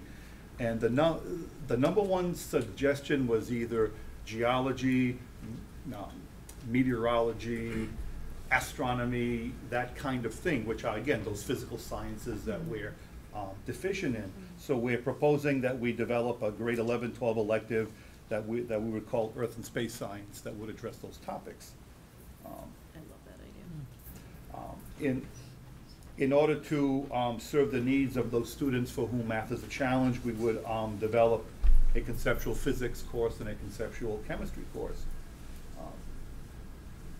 And lastly, at some point in the future, when all these changes, because we're recommending some rather substantial changes here, at some point in the future when all the dust has settled, look into offering AP Environmental Science. It's the one AP Science course that we don't yet offer. But I think to jump into it right now in the midst of all these changes would be a bit too big a bite to take for sure. One of the other things that I'd like to point out, in the work of the committees where they're talking about such thoroughness went into it, just as one example, to look at the courses that our high school students are taking, Paul went through student by student and looked over the last 5 years to see how many science courses are they taking? Are they doubling up on those science courses? What does that look like? He surveyed existing towns. I surveyed all of the South Shore as well. And as an example, physical science, we found one district that still has physical science in grade 9. They moved away from it quite a while ago. But I just think the level of thoroughness that went into this, looking at the data to make sure that we're meeting the needs of our students, was extraordinary. Instruction and materials. In terms of instruction, with an increase of students enrolling in science courses, class sizes are starting to feel that effect. I think next year we are going to have many classes at or beyond, 24 students. And when you get before 24 students, safety becomes an important concern. So it's something that we're really going to keep a very close eye on. So just to make sure that we keep an eye on staffing levels to ensure the quality of instruction as well as student safety. Materials, again, we just have the honors, physics, and anatomy and physiology textbooks that need to be replaced because they are literally falling apart after more than 10 years. So the two textbooks that we're recommending that we purchase is for honors physics, the Essential Physics book from Ergopedia, 2015. Back in the 70s and 80s, one of the more innovative physics material suppliers was Cambridge Physics, and Cambridge Physics did such a great job that they were bought out by one of the big boys. And what they did is they moved into the textbook field, and they've come out with an amazing product. It's a physics textbook that is reasonable to purchase. It's very complete in terms of topics.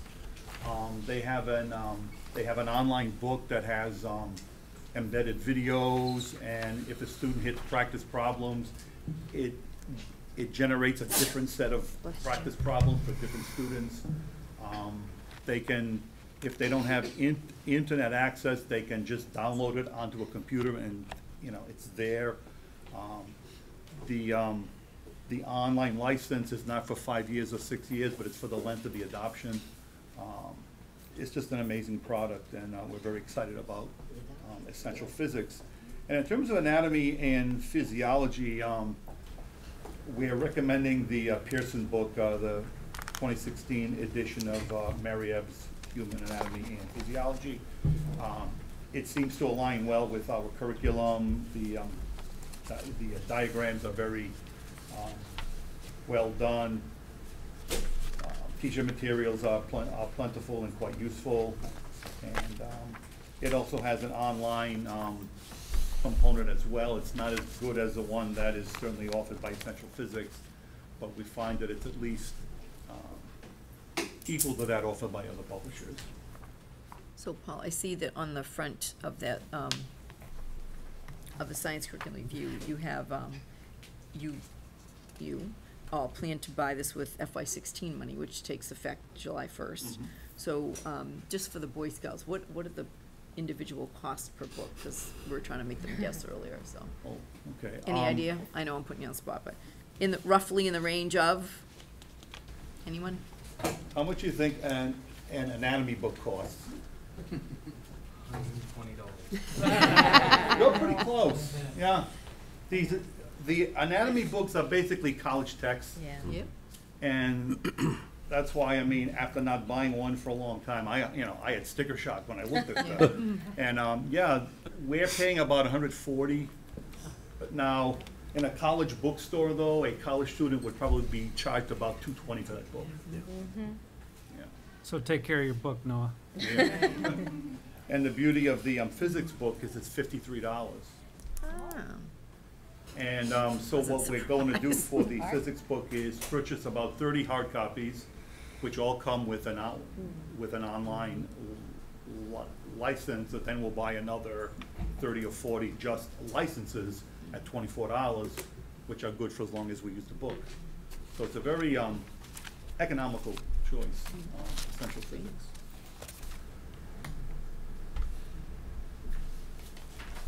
So as soon as the high school folks came up with all these recommendations, they instantly said, whoa, we need to map this out. So we actually have a 5-year timeline to implement all this. And it's certainly in the full report. So It's oh, it's on the yeah, slides I just as well. broke it Yeah. up. Oh, okay. So for next year, we want to offer physical science for the final time. We start the course selection process. Thank you. So early that it would just be impossible to do this next year. But we would develop the curriculum for conceptual physics, and we would replace the 2 books that we had discussed. The year after, 2016, 2017, that's the year when the 9th grade class becomes biology for all the 9th grade students. We hope to maybe pilot conceptual physics and start developing curriculum for, oh wait, I'm sorry, pilot conceptual chemistry, and then start developing curriculum for conceptual physics and the Earth Space elective. 2017, 2018, implement conceptual chem and the Earth Space course. The year after that, conceptual physics. And this seems like it's a long time away, but 2019, 2020, perhaps that would be the time to look at AP environmental. Mm. Good. Well planned. Go ahead. I always have something to say. Go ahead. In the new elementary report card where it says doesn't unnecessarily talk, I probably wouldn't do so well with that. I just want to make sure I thank Jeremy, Darren, and PM for coming tonight, because it's really important to be here to support this. I'm really impressed with the whole report, but I'm really impressed, Paul, that your department is taking on so much work in the next few years. And I think that's a great example of what you see across the board, from pre-K all the way up, that they're willing to take on the extra work and are not afraid of change if it's in the best interest of kids. So just wanted to say that. And I love the earth science. That was my favorite science. And I even took it as an elective in college. So I think that's great. I think there were some kids that will really like that, that may not say science is one of their favorite things, but that might be just it. I have more teachers who are already volunteering to teach that course than we're probably going to have sections. Love geology and earth science. So that was exciting when I read that. Other comments? Steve? Yeah, first, when I went to college on exchange from UMass to Colorado, I walked into my astronomy class and found out that I had been signed up for an astrology class. So I had a little bit of a weird moment there, but we fixed that. I really like what you folks are talking about from just my own perspective. I looked at, I was looking into this, saw the Venn diagrams on how things are marrying together or are not, depending on how one chooses to look at it. But I'm seeing a lot of complement here, and where Massachusetts is a lead state, I think the data I got was that 9 have adopted, 25 are lead states, 14 haven't adopted yet, and a lot of those states that haven't adopted yet are like Ivy League school states like Illinois, Michigan, California has adopted, but I think Massachusetts is being watched because we're doing the kind of work that you all are talking about here. We're looking at it, we're digging in, we're saying this is our ship, we're going to steer it first, and then other states are looking at us. I could be wrong, but that's what I've read in my research here. Is that what you see happening here, that Massachusetts is being prudent? We've got a group of really smart people here that are into this topic area and not just jumping into adoption for the sake of adoption because it's a branded product. This is something we're building with thought. It might be in Allison's full report, I'm not sure, but I remember attending a session with Jake Foster from the Department of Ed, and he had a list of things that Massachusetts wanted to see in its science standards. And then he had a column which was our present standards and the next generation. And there were far fewer checks in the next generation column than there was in our current standards. So Yeah, I think that was the impetus to do what was done, was to just keep what we have, but then infuse into it what next generation has to offer. Well, and we haven't sat around, as Amy said at the beginning of the presentation. We're not sitting around waiting for it to come hit us. We're doing the best we can to get ready for it. And then I looked at organizations that are already supporting this, and they're with the 21st century skill for our students mentality. I looked at this list like, all right, who are the company organizations that is like? There's Boeing people involved in the composition of the literature on this and that sort of thing. I thought that was interesting. There's quite a few people that are in corporate that are interested in this, and as well as collegiate education. So it is getting there, and there is a strong foothold. But I like that we're not just jumping into it, but we're getting ready for it with the books. I feel like a kid whose parents are saying, go get whatever car you want, and when you presented the books that we need to buy, I'm kind of like, ooh, let's get the books in here first, and you've done a good job at getting them together for us, so thanks. Other comments?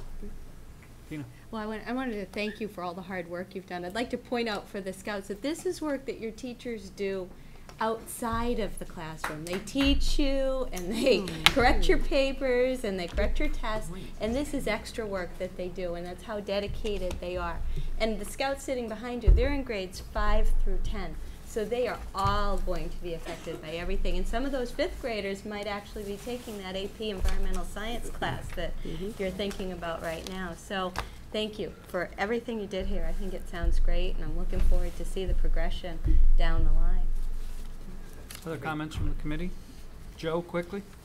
I was asking, so if a student, if like say if you take alternative biology, like say, I was wondering, so would it be 2 years for biology or one? You know how they do biology 1A, then bio 2A, the continuation of 1A? Would that be the same? Yes, I think I'm seeing Mrs. Anderson and Mr. Charpentier both saying yes. So that would be the same, and then you would also have to have a year of physical science. Yeah, like they have now. What year would you take the NCAS, freshman or sophomore, if that was going to happen? Well, you can take it at the end of whatever year you finish the course. So it actually could be either. Most likely sophomore year. Yeah, most likely. That was a good question. So I just want to thank the working committee as well, led by the 3 of you. You know, science is such an important area for the next generation kids that this really merited the work you put into it. So thank you for doing that. Secondly, it occurs to me that, you know, there are people in the community out there who are concerned about the national standards and the national testing and who think that it's going to dumb down what we do here in Massachusetts. And one of the things that I really liked was your emphasis on the fact that Massachusetts is not just succumbing to the national standards, but looking at the right way that we think we need to teach this in this state. So I think that's an important distinction, and I was really pleased to hear that. And third and finally, I'd like to entertain a motion from someone to approve the recommendations outlined in this report and also the textbooks that the working group has recommended here for FY16. Please, Yes. please. I would like you to Go, do it, Steve. Go. Can I motion that we accept as presented the textbooks and the forward-moving strategy that presented tonight? I would like to second that. Any further discussion? All those in favor? Thank you very much, you guys. Great job. Thanks. Really terrific job. Thank you for your support. you. Thank you. Thank you. And now the scout, Mrs. Bellinger says now the scouts can go. Remember that your teachers work really, really hard outside school. But I think while we transition, Mr. Gardner, your comment about Massachusetts not being satisfied with what everybody was doing and making sure it fit for us, that same process happened with ELA and math. It's just not well known. But that same thing happened with groups at the state level where, you know, luckily we're a state that says, yes, we believe in accountability and we believe in having a unified approach. We are one country, but we always, as we are in Foxborough, what's best for us and what's best for the kids in this state, what's best for the kids in this town. So I think that that always does filter down. So. The discussion out there on the web is really interesting on this stuff. I read a lot of stuff. It was great. Thank you. That was great. Good luck with all your work, science department, high school people. It's going to be a lot of work in the next couple of years. I really think that it's great that they love a challenge. I was going to ask Mr. Charpentier how quickly he could move up that AP class and not have it be X number of years down the road. I figured I better not hit him with that tonight. No, let's get the books in hand first. I saw a couple members of the class of 2018 look a little disappointed that they might not get that opportunity. You never know. We'll see how we come along.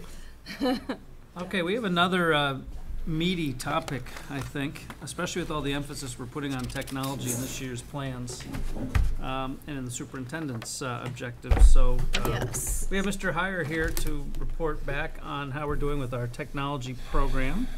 Yes. Appreciate you hanging out, Aaron, and waiting. So as the committee knows, we did do a mid-year update. At that time, we weren't really sure. I mean, when it comes to technology, even though it's changing rapidly, most of our initiatives are long-term initiatives in a 5-year plan. You can imagine a 5-year plan, you don't necessarily or at all have a month-to-month to-do list or even a quarterly to-do list or a half-year to-do list. So I think one of the things I would like the committee to think about for next year is after you hear today's report and remembering hopefully a February mid-year update, my question really would be for next year so that we can plan ahead is, do you think a twice-a-year update is necessary for a broad 5-year plan, or after hearing the depth tonight and seeing where we still want to go in another year, if you think the end of the year would be enough, because we probably should think about that. You don't have to decide tonight, but in July when we do our goals, we will need to think about how we word that and how often you want it. Whatever you want is up to you, but I think we talk about that all the time, is how often should we be providing certain types of updates. So that's what I like to think about. So I'll turn over to Erin and Amy. Take it away. So the mid-year update, what we did for the end of the year update is really looked at what's changed since January, and then at the same time emphasize the priority areas that have taken place this school year. So we have the document here that we can scroll through if you need us to go to a particular area in the report, but wanted to go through the 5 goals, talk a little bit about each of those, and then give you a little bit of a taste of what our focus is going to be next school year, and then specifically come back in the fall to you to say these are our specific goals that are aligned with this 5-year technology plan. Okay, so I appreciate your flexibility in how you want to present this, or your willingness to present this however we'd like, and I'd like to suggest that we not spend too much time on the goals, but what I was looking for in here, and I'm not sure I saw, so maybe we can discuss it, is some specificity of actions that have occurred.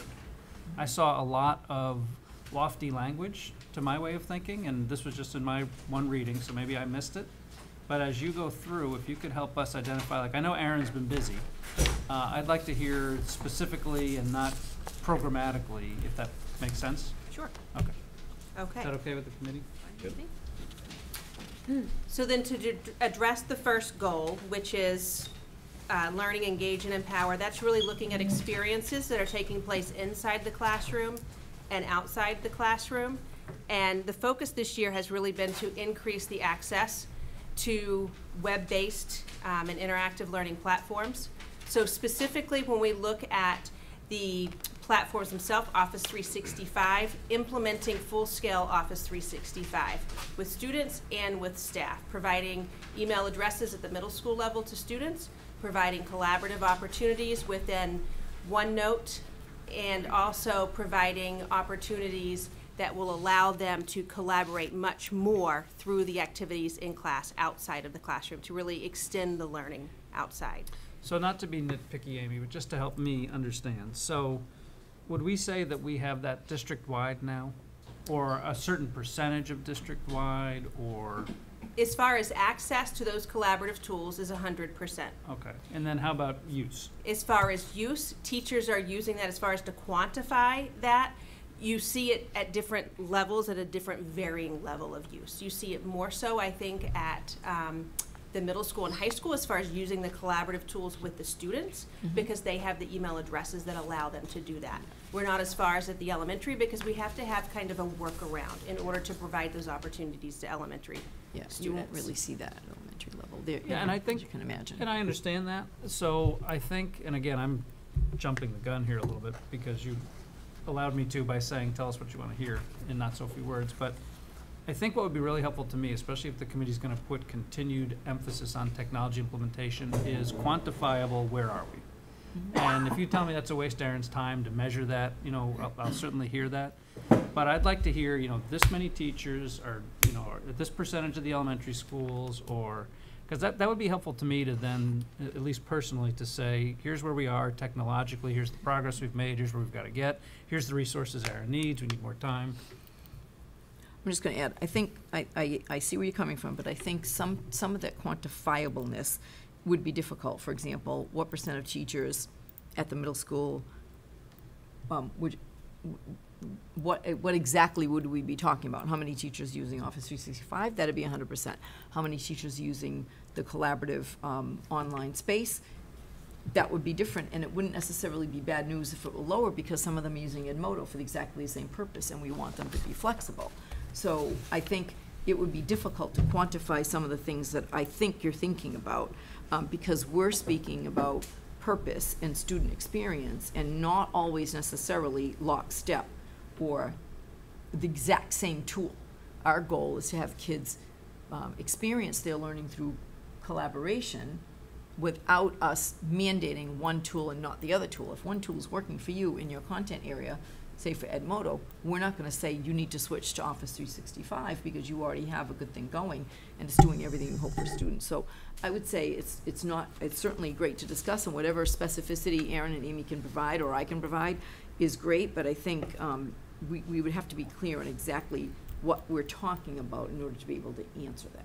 Does that sound like, Yeah, that and makes sense? I won't belabor this a whole lot longer, I promise.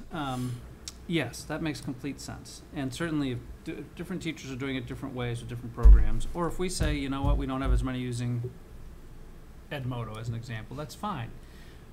What I lacked reading this was a clear understanding of how many students are experiencing that collaborative technological environment, whatever it is, or what progress have we made since the last report. You know, what I read here was goals,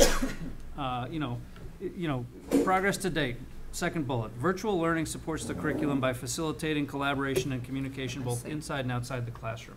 You want to know to what extent? Yeah, to me that's a nice goal, but it doesn't share with me everything Aaron's accomplished. It doesn't share with me everything Amy's accomplished by working with the teachers. And I wouldn't harp on this if we didn't set technology as such a high priority.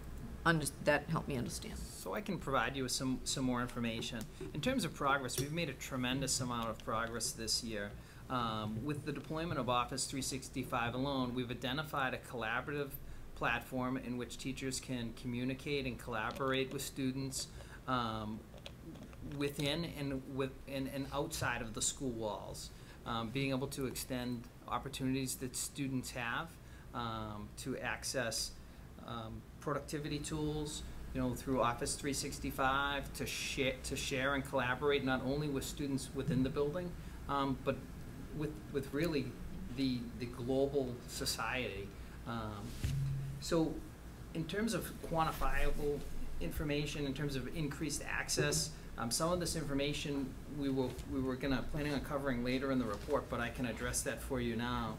You don't have to, Aaron, whatever way you want. So in terms of increased access to web-based and interactive learning platforms, we've increased our access to the internet roughly by 10 times in terms of capacity. And in terms of utilization, we're seeing about 65 to 75% of that capacity being utilized every single day.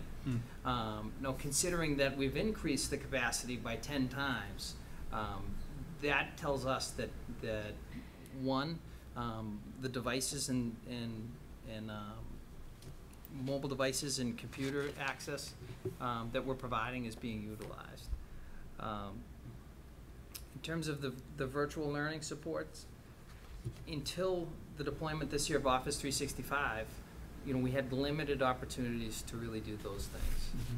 So it's tough to put an exact number on those now because we are so early into the deployment of them, and maybe something we can report back to you on next year. I'm not looking for all the answers tonight. Well, and I think in fairness, and when you look at it, really even just with our capabilities as far as wireless within the schools, a majority of that didn't even happen until the end of December timeframe, beginning of January. So as Aaron said, we're very early into a heavy implementation to not only allow the students but the teachers to actually start to catch. Now the technology is actually kind of, I think, past where they've been used to it, and now they're going to catch back up to us relative to technology advances for themselves within the classroom. I wasn't looking for, nor do I want you to come up with specifics tonight that you don't have, and I take your point, Bill, that a lot of this is new. But when you say to me, Aaron, and I don't know if I missed reading that in the report, I don't think I did, but if it was there, tell me that I missed it. When you say that our bandwidth is up 10x, and that bandwidth that's up 10x is utilized 65%, okay, that to me says, now I get the utility or the usage or how, and maybe next year it's, whatever it is next year. So that's helpful to me versus saying we're going to have more kids get online and communicate with teachers. So that's all. So I'm not looking for it tonight, but when you think, when we talk about what do we need in the report for it to mean something, that's very helpful. I mean, we just listened to a very thorough presentation in terms of instructional materials and how they've really morphed from just the static textbook to embedded online multimedia content, audio and video, and that content is delivered through the internet and through our network. And that content is much more bandwidth intense and requires much more powerful networking and computing devices. So in turn, you know, promoting, you know, learning and to engage and empower students, this is very much in line with what we're doing. Right. And I think your assessment as far as usage will be probably a much more valuable tool to you next year, because again, even if you take a look at the use that students now have on Office 365 and the sharing environment, that for teachers is still an extremely new process. So for them to really push the children into, okay, you have to be, as part of our curriculum now, you have to be using this. You know, again, I think we're so, you know, so new into it that it's really, while I get what your point is, it's really hard to gauge it at this point. So. It is, but if you go back to our full report, our full plan, we do have specific data points in there that we could update with specific data points. So I think what you're saying is that under each of our goal, and I'm getting it, that you would like us to using more quantifiable data to paint more of a picture on what's different for students now than it used to be. Because goal number 1 is really about students, and goal 2 is 3 is more about teachers. So paint the picture using the data we had and now the data we can gather to say to talk about not just utilization of capacity of the bandwidth, but day-to-day utilization or week-to-week. Right. Got it. Or if Aaron says, you know what, a lot of this web content, web tech stuff is happening through our bandwidth, I'd love to hear, all right, how's that working? Is the bandwidth okay? Is it holding up to what the science department is asking of it from a web-based instructional standpoint, from a blended learning standpoint?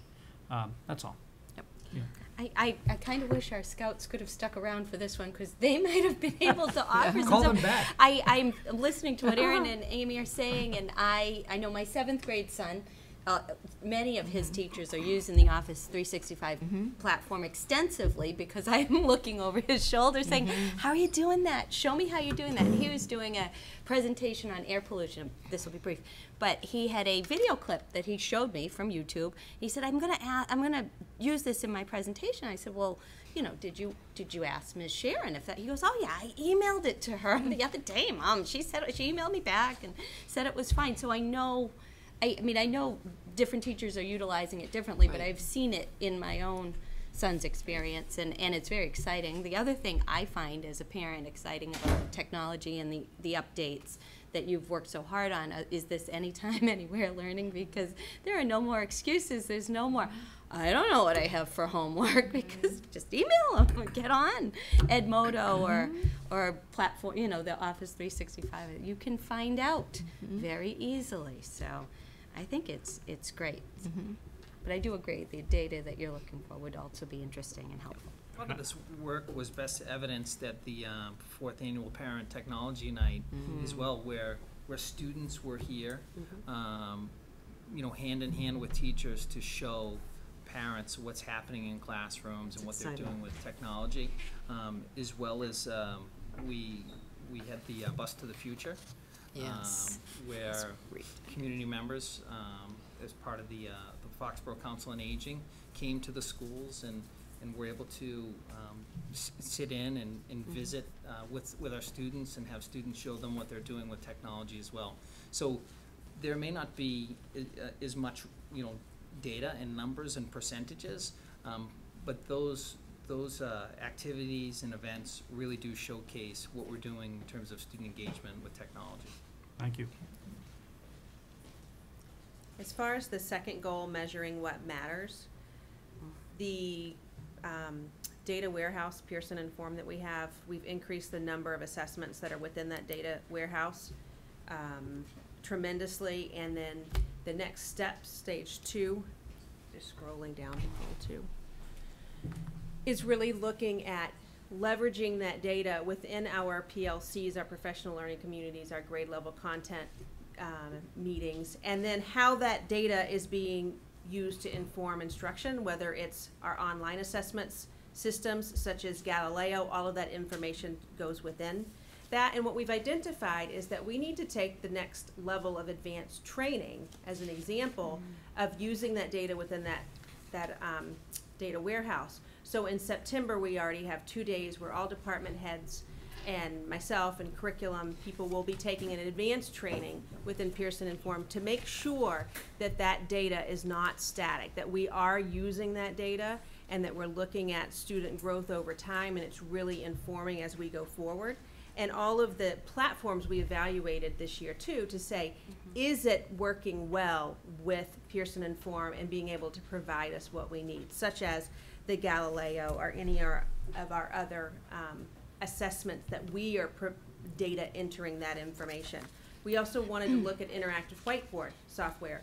We have 3 different software platforms. So we piloted this year to look at what would best meet our needs, because now it is device agnostic. We have the opportunity to have a different software. For instance, if it were a smart board, we could have Active Inspire on that board instead if we wanted. So we had our technology steering committee, in addition to a number of other teachers, pilot Active Inspire, because we currently have the Easy Teach software from the majority of those systems, and also Smart. What would provide us the best opportunity for resources, for engagement for students, but at the same time be able to provide professional development and support on a common platform?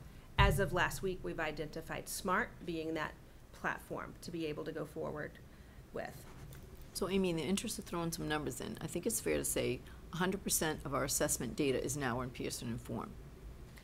Other than some of our specialty areas like wellness, but even some of those are now in there too. Right.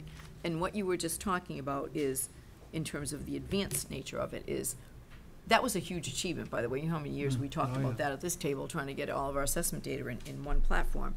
So now that we've accomplished that enormous goal, what you're talking about is, are we using it as effectively as we can? So all that data speaking to one another and speaking to us. So, and taking it to the next level with interventions at the same time, because we can take interventions that have taken place, so we can look at growth over time. If I'm a 4th grade teacher, I can not only see all of the assessments that we have in there, but if we have an intervention that goes in place to monitor progress over time, so I can see particular interventions that went into play and that worked or did not. Okay. That's great.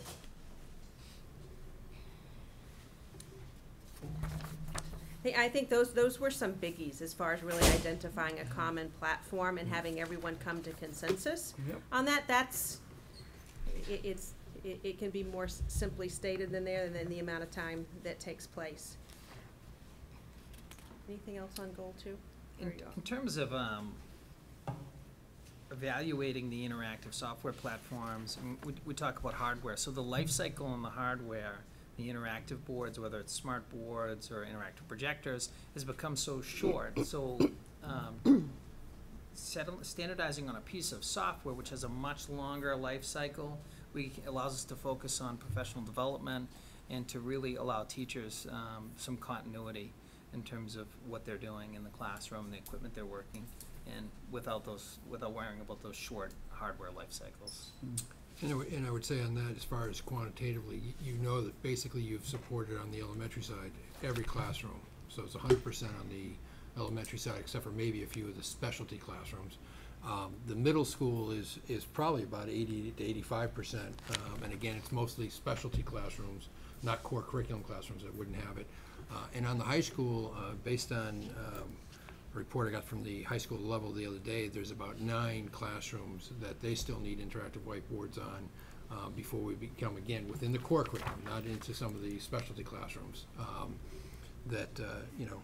So we're very close now as compared to where we were just 2 years ago. I think last year we made the biggest push, quite honestly, on probably deploying almost about 25 of them, I think. So. Great. Thank you. What will also go across each of these goals when we look at some of the quantitative pieces, the professional development survey that was married with technology, we just received that back here at the end of the school year. And so we spent 2 of our professional development committee meetings starting to look at that data, which asked questions as far as the amount of technology that's being used with students, how it's being used, and drilling down into that data. So we're at the point now we've got the big picture, and it's really focusing more on even down to the grade level of the information that we had from that. So that's going to drive going forward. That 3rd goal that's really looking at how we're supporting our teams, our teachers, and even at the individual level, there are a myriad of ways of how, whether it's Julia Greenstein at the middle and high school really helping infuse technology into classrooms. As Erin said, you saw some of those examples back at the Parent Technology Night. That has continued to expand because one teacher sees another teacher have a particular project that they're doing and how they're having students collaborate or documents or projects or build notebooks within OneDrive, where students are turning in all of their papers there. They're providing all of those resources. The teachers are correcting all within the same notebook. It really has opened up the doors tremendously. One of the things that we did pilot this year was Wayfind, which was an assessment for teachers to help assess their level of technology proficiency. It used to be TSTAT, which was by the Massachusetts Department of Ed, which is no longer in place, but we wanted to be able to assess teachers' technology level of proficiency.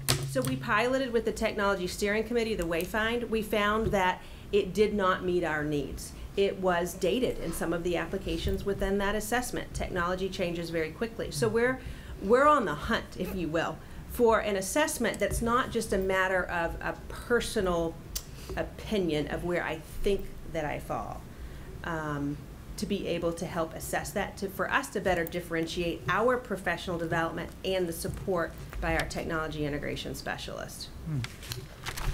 The third integration technology specialist, we started actually interviewing today to have that third person in place for next year, and we'll continue with interviews this week. And it's interesting, just even from conversations within interviews, the vision that we have for technology integration and support is foreign for many people. It really is, by the support that's there. And to be able to see teachers that are coming forward and not only wanting to embed technology in a new way, whether it's through the SAMR model that we talked way back and kind of take it to redefinition, the conversations are very different. It's hard to measure that because it's more anecdotal in a lot of the conversations that you see through walkthroughs in classrooms. But you definitely hear and see different approaches than what have been in the past.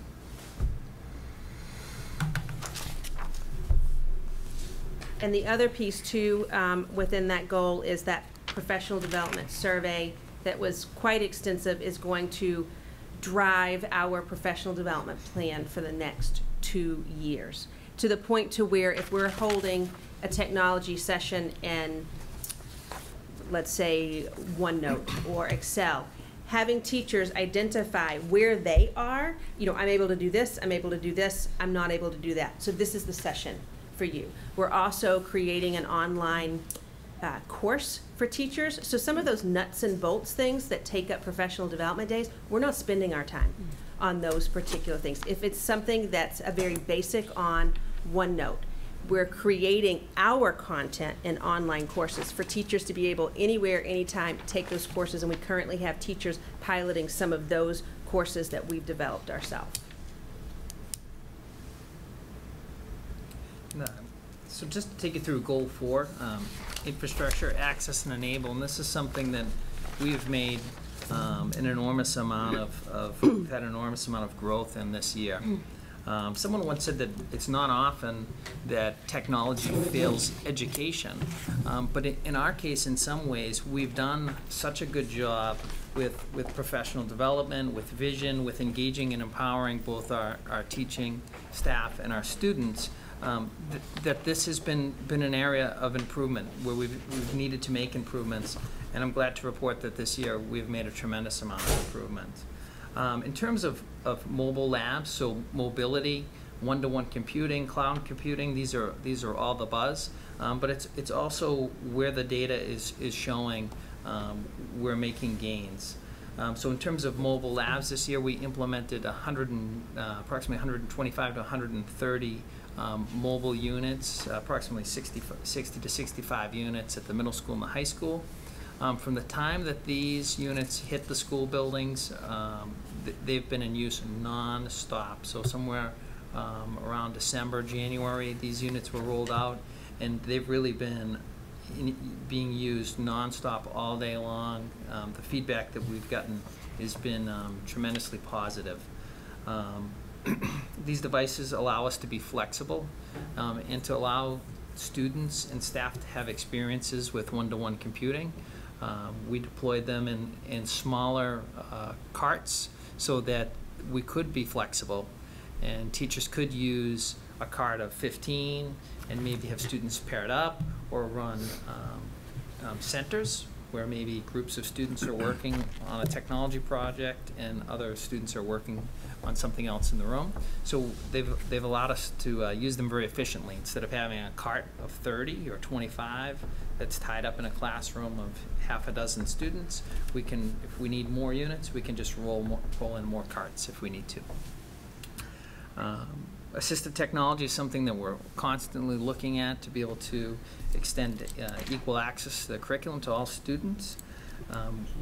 We're constantly evaluating assistive technology, whether it's mobile devices, printers, students, devices to meet individual student needs. Students participating in virtual field trips. This was a big thing this year. We had a number of the elementary schools participating in virtual field trips through Skype.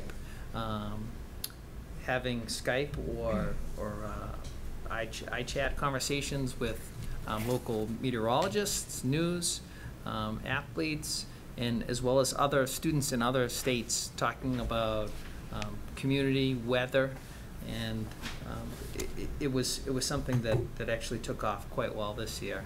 And that's something that's enabled by the increased bandwidth that we have and the availability of equipment. Classroom technology inventoried. In some ways, the growth in technology has been so fast that it's been difficult to really keep track of what it is we have and how resources are being used. So just like we've gone through this process in terms of instructional materials and curriculum, inventorying how we're using classroom technology and whether it's effective and where we're seeing gains and continuing to make the correct investments based on the data. We've begun to review all the technology policies, including bring your own device policies, as well as access, computer access policies to make sure that they're current. We talked about the way that technology changes and how quickly it changes, and just going through policies and making sure that we're current with today's technology, whether it's social media or other forms of communications that didn't even exist 3 or 4 years ago. Wireless access points. So just about all the wireless access points have been installed that we've been talking about this year. So approximately 125 additional access points. We have approximately 250 in total in the district. This has been a tremendous undertaking to prepare us for 21st century learning. So when we first started installing wireless, it was about coverage. So it was about making sure you had coverage in every square inch. As we prepare for one-to-one computing, BYOD, and mobile devices, the game has changed from coverage to capacity. So not just being able to support wireless units in every area of the building, but to support upwards of 1,000 units a day is what we're seeing in the middle and high school. So to be able to support that number in a small area, I often describe the technology or help explain the technology by using the analogy of walkie-talkies. So when you have, it's RF technology, when somebody's talking on a walkie-talkie channel, everyone else is listening. It's very similar with the wireless technology we use. So to scale to that capacity takes a lot of careful planning. Network access. There's been a number of infrastructure upgrades here, increasing our network bandwidth to the PC roughly 10 times from 100 speed to 1 gig, and our speeds between the buildings from 1 gig to 10 gig, again by 10 times. So that speed from the PC to servers at 1 gig, we think of those as our back roads, and we think of the connections between the building as our highways. So increasing our speed limits essentially by 10 times. Again, the email being rolled out to the middle school students. We continue to discuss rolling this out into the lower grade levels, which is something we'll very likely see in the next year, allowing students at the elementary school level to also have access at home to things like Office 365 and communication and collaboration tools. So conversations are ongoing in terms of how we best do that and protect students while getting them the tools and resources they need. Under the network area too, one of the major changes that Aaron did was the firewall upgrade, which was critical to what we were getting as complaints previously, which was how we were blocking people from getting to the resources, whether it was a teacher or a student that really needed them. Partly because we had a firewall that really wasn't capable of being I guess, programmed to a level that was really controllable. So with the new one, it's almost unlimited as to how we can let someone go to a certain point and not jump off the cliff, or we can take them down a totally different direction, which we didn't have before. So I think that was a critical change, I think, in the network structure that basically gave us a lot more control, but gave a lot more use, too, for the general population. To the work we're doing with digital citizenship, and for instance, not all sites being blocked, but maybe a warning coming up that allows students to make a decision about the content that they're evaluating or they're trying to access. So teaching students how to use these resources appropriately, because we know how important that is, and that these tools are mainstream in both the business world and in academia, that we often think that students have access to 10 times more technology than they do at school. But it's really our job here at school to teach them how to use it in a way that's academically appropriate and will allow them to be successful in the business world. Access to internet outside the school day, we've talked about being able to provide access to productivity tools and other tools and software through Office 365, as we've said, anywhere, anytime. Students that have an internet connection, whether that's on their iPad, iPod Touch, Windows computer, tablet, so it's very flexible. Okay. And again, we continue to assess through school culture and climate surveys ways to provide students with expanded access in the building. It's one of the things that we've struggled with in terms of being able to supervise the areas of the buildings and keep these facilities open. But the Wi-Fi has been a tremendous and made tremendous improvements in terms of BYOD. Students bring their own devices in.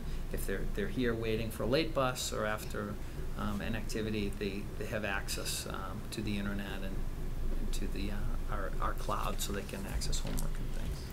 Yeah. Goal 5, productivity, redesign and transform. Efficiencies in technology have resulted in a significant cost decrease in both electrical, heating, and cooling. This year we were able to perform a pretty substantial server consolidation. We consolidated approximately 40 physical servers down to 2 physical servers. So those servers were what we call virtualized.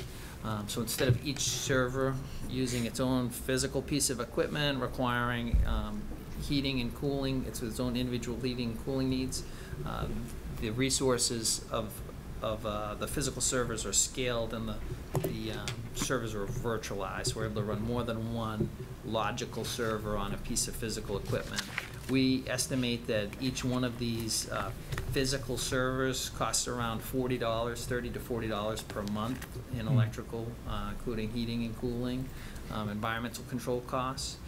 So to reduce, the number that we did, it's a significant cost savings. Steve, Aaron, may I ask you a teeny question? You took the words right out of my mouth. I was going to ask about virtualization, and would that help you, or you folks kicking tires on virtualizing some of these mobile systems that are now just being gobbled up like with a spoon for everything? Could that help you with like lower hardware costs, with better software costs? We do a lot of that where I work here in town, and we've got virtualization going everywhere, and it's awesome. So one of the things we've started to look at is the VDI or MedV, which is that virtualizing of the client machine. Yeah. And or virtual delivery of software itself, so that that you don't need to have it physically installed on your computer. And, Right. and again, it's really a balance, between, really the instructional needs of the district really drive what we're doing in terms of infrastructure and in terms of equipment. So we've seen this. It's kind of cyclical. So the virtualization technologies will improve, and we'll begin to deliver more sophisticated software in that way. And then as the technologies come around and they become to be more advanced, the virtualization technology needs to catch up. So depending on what we're doing. It's great to hear that you're already floating around in Yep. some of that stuff. Depending That's on what we're great. doing, That's great stuff. we're already virtualizing the delivery of Thank a you. number of software packages, and we've explored thin clients and those things as well. So I'd say over the next few years we will definitely see more of that. Thank you. The computer upgrade article was approved. Most know that a replacement cycle is funded as a capital article and not through the regular budget cycle. So it's approved, and we've begun evaluating in terms of our next steps, in terms of computer lab upgrades, replacements, refreshes, mobile devices, and software that will be deployed over the summer for the next school year.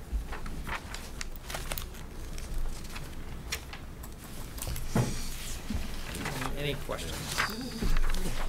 Questions well from the done. committee? Thank you. Thank you for coming to Foxborough. Thank you for having me.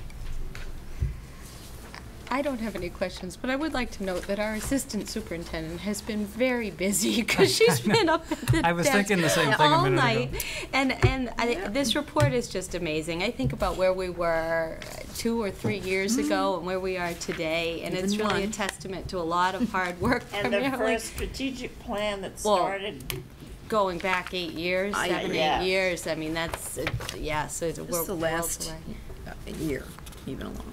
And I wanted to just also thank you for taking a look at those technology policies, and maybe we'll talk in the fall with Bevy. Maybe before then? Might Maybe actually see before them then. before then. No, well, that'd be great too, because I know I had flipped through myself and thought that perhaps Happy you brought technology it up. had changed so much. We're in happy the you brought it last up, because few Amy and I years. were just talking about that today. Yeah. So would your preference as a committee to be that they have been working hours, if not days, on those policies? So we were wondering today, would you, in the interest of having the policies be clear for the start of the year, which wasn't what I was thinking before we talked, would you and Bevy like to see their recommendations in the next few weeks, and then you could have your first reading at the July retreat, for example, and then the second reading at the August meeting, or would you prefer like August, September for a second? I was going to call and ask you guys which one. Well, actually, you and I could coordinate around your vacation times. Absolutely. And things. I always think the sooner we take things on, the better, and especially if we're looking at trying to get it done. I didn't know, given the tremendous amount of work that they were also working on, I wasn't sure if this was something Had that a was whole going to be team in ready there. before the start of the school year. But I will certainly, I know Bevy and I will do our part. If we can do a first reading in July, I think that would be great. You can always email me and we can talk. And we Well, can not get only together, so. timing-wise, but we were thinking because of the nature of the content, and some of Yeah. the tech policies are really outdated, that it might Yes. be good in concert with the goals, because some of it, you don't Yes. know, might bring up some aspect or detail or subtopic of a goal. If you think it's possible to get that work done, we then only I have absolutely one am left on to go board with through. that. We've been going through all of them. Oh, Myself, great. Erin, Julia, and Darlene. They may have still been there at 6 o'clock Friday when I left, still working on it, or Well, 5, I whenever I knew left. when you and I spoke about that. Maybe that I it was left not at going to 5 be and a you left small at amount 6. of I work. think that July might be 4th more. weekend off, though. Thank you.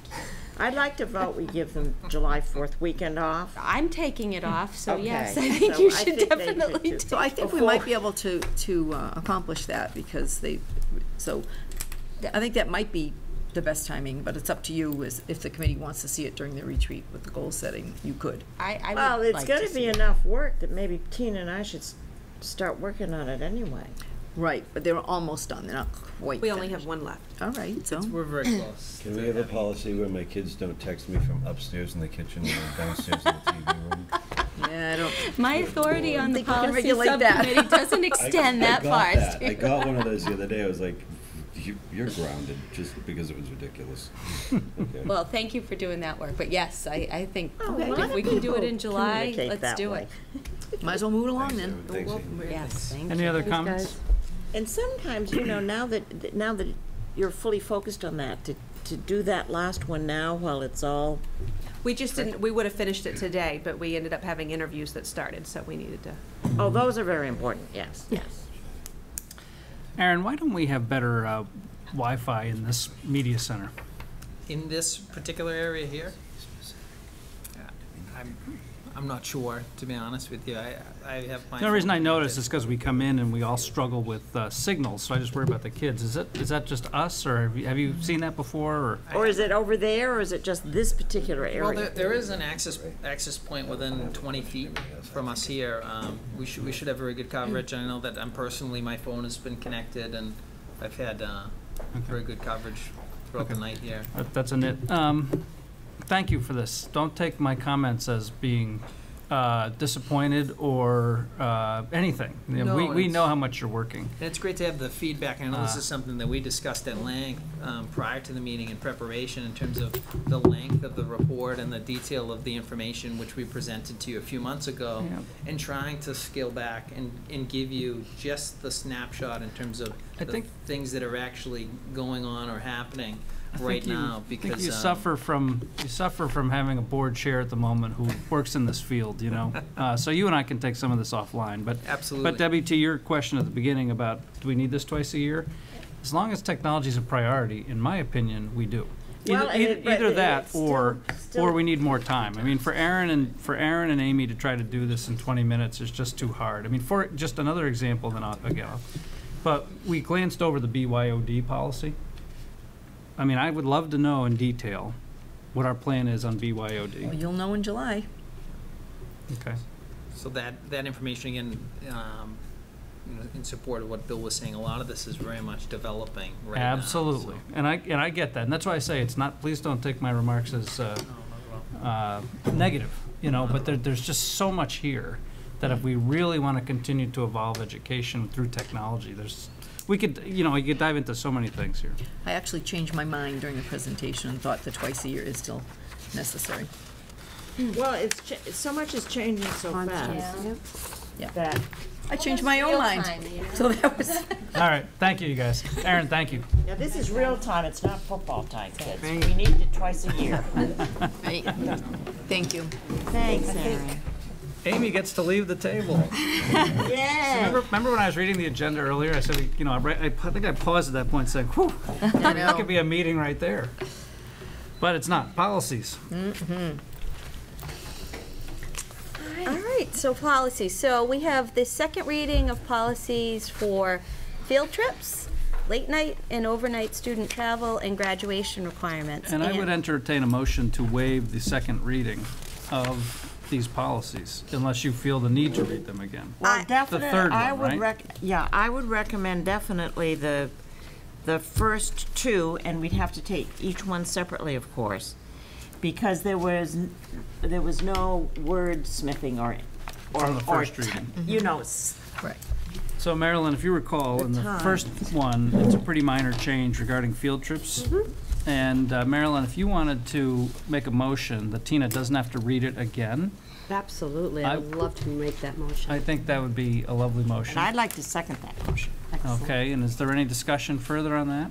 Mr. Uden posed a question to me. I don't know if he's coming back in now. He had to step out for a moment. But he did pose a question to me when we were changing gears over there about whether we needed to think about affordability of field trips for students. I don't think that is necessary, my No. personal opinion, which is No. what I told Steve, but I would like to raise it with the superintendent and just get your thoughts. I don't for think you Mr. really Uden. can take that as part of your policy because No. affordability is certainly a relative term. Yes. And I think that your role is to provide guidelines and policies for field trips that ensure an educational component, that ensure student safety and procedures that are good for students. But I certainly don't think affordability is anything that can be regulated or captured in a policy, because it's quite relative. And as you all know, our schools do a terrific job ensuring that all kids get to participate and that affordability really doesn't come into it. Well, that was the point I was hoping to And bring most field forth, trips are actually funded by PTOs at the other level, so. Right. So we have a motion to waive the reading of the field trip, a second reading of the field trip policy, seconded by Bevy. That was discussion. Is there any further discussion? Okay. All those in favor of waiving the second reading? Thank you. So the only change here is the wording to strike out-of-state or extended overnight trips and excursions, and now just say overnight trips, right, Tina? Yes, and then there was a minor spelling correction up at in the second paragraph. It said leaning, it really meant learning. Right. So those were the only two corrections there. Okay, all those in favor, well, why don't we make a motion to approve it, I suppose? I'd like to make a motion to approve the field trip policy as presented. I'd like to second it. Any further discussion? All those in favor? Field trip policy update is approved. Marilyn, would you like to make a similar motion to waive the reading of the overnight student travel? I would love to make a motion I could tell you did. to waive rereading the second graduation requirement. Not graduation requirement. This one's. sorry. Which That's one? okay. Oh, this one's the overnight student JJH. travel. Oh, I'm sorry. Overnight student. The second one. I would like to make a motion to not to reread the overnight travel, student travel. I'll second. Okay. Any discussion on this one? All No, those- again, this was just to Yep. make this consistent with the field trip policy and make it just clarify that it is, that the school committee approves overnight travel, Not. not night late night, yeah. Okay. All those in favor of waiving the second reading? Anyone want to make a motion then to approve this amended policy? I'll make that motion. Thank you. Second? I'll second that motion. Any further discussion of this amended policy on overnight student travel? Seeing none, all those in favor? 4-0, great, thank you. So this one we should read, because this one we wordsmithed, Yes, right? I think we do need to read this. As you recall, we we read it at our last meeting on June 1st, and we had a few questions, and it's Mrs. Spinelli and Ms. Myers-Packler put their heads together. Mrs. White. And Mrs. White, and so we are certain now that everything is clear. Yes. And I read through it. It reads quite clearly to me. And Thank so- you for your patience. It is important, I think, to have a clear understanding of the policy with this. But we have made, just to review, we've made a few changes in graduation requirements over the last 2 or 3 years that have been iterative. That With have some phase-in, so exactly, it was exactly. hard to That's what I capture meant. The phase-in. The phase-in, Right. exactly. So, and but we I had think to- this They got clarifies it. complicated, absolutely. Yes, I would say it was not clear. So I will do the second reading of this one. File IKF, graduation requirements, beginning with the class of 2016. In order to graduate from Foxborough High School, a student must have earned a minimum of 24 credits. Of the 24 credits, the following requirements must be met. English, 4 credits. Science, one of which must be a laboratory science, 3 credits.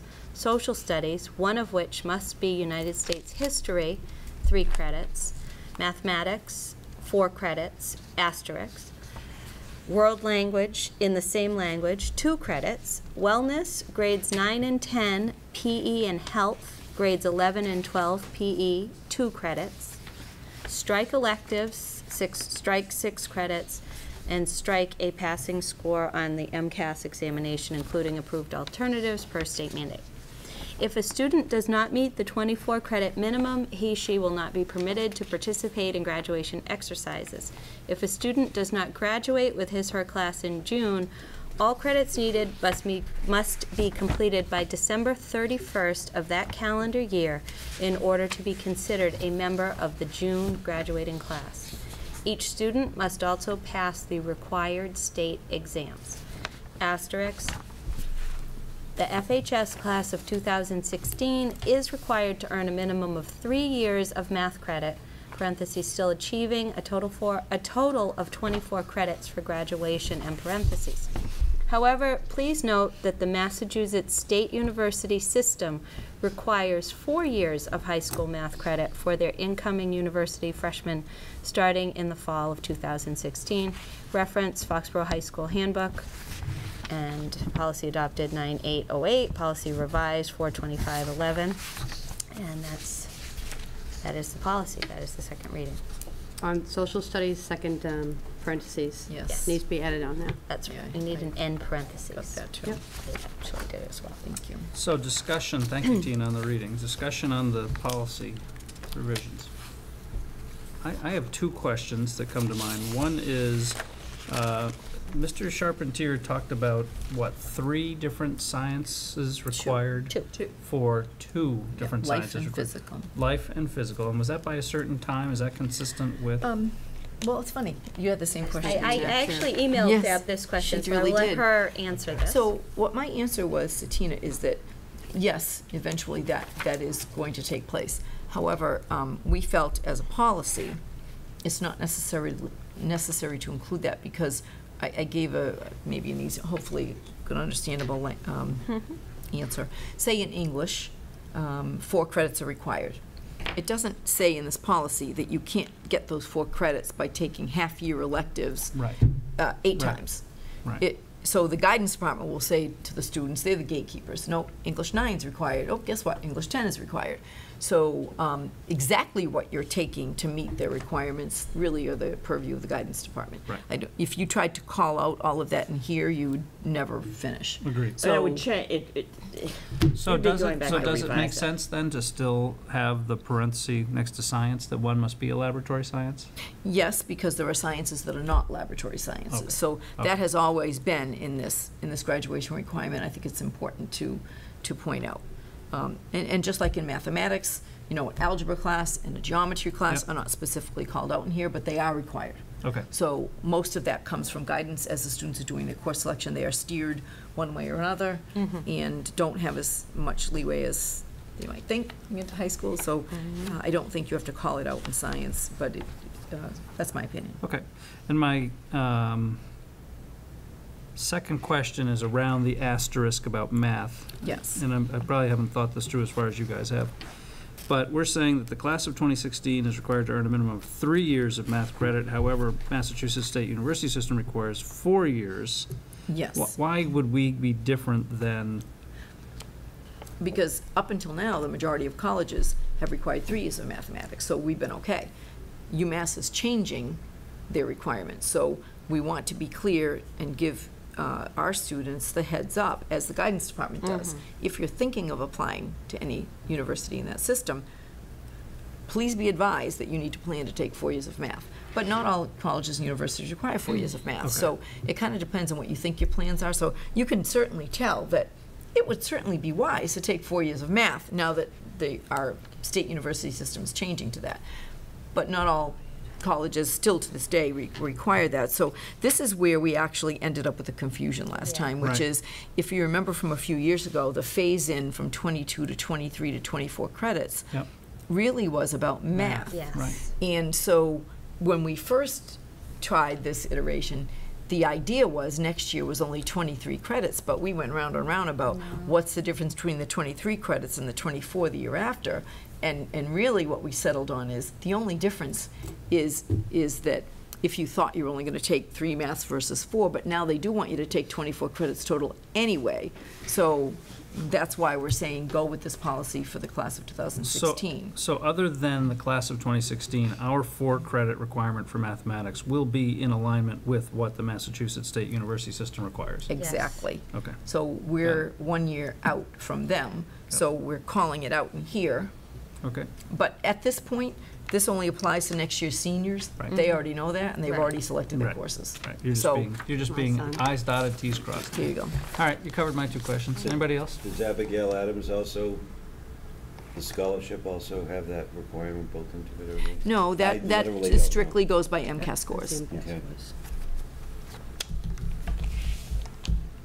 Bruce, I had the same question, thank you. So that's a good question. You could qualify for John Abigail Adams But not get into by your the school. MCAS scores. Get But if it. you didn't get your 4th year of Like math, not they're gonna go to look at you Emory, like, oh, Mass you don't have your Amherst. 4 years of math that we just started requiring. Right. So that could happen, but it's doubtful, because actually, most kids do take the 4 years of math. There are very They few do? who don't. Yes. And just one other thing I think that's important because of I'm not being going in to this Foxborough high school process right now and visiting where so many students visit colleges their junior year. After April vacation, visiting with my daughter, a particular university she was interested in, they require 4 years of social studies.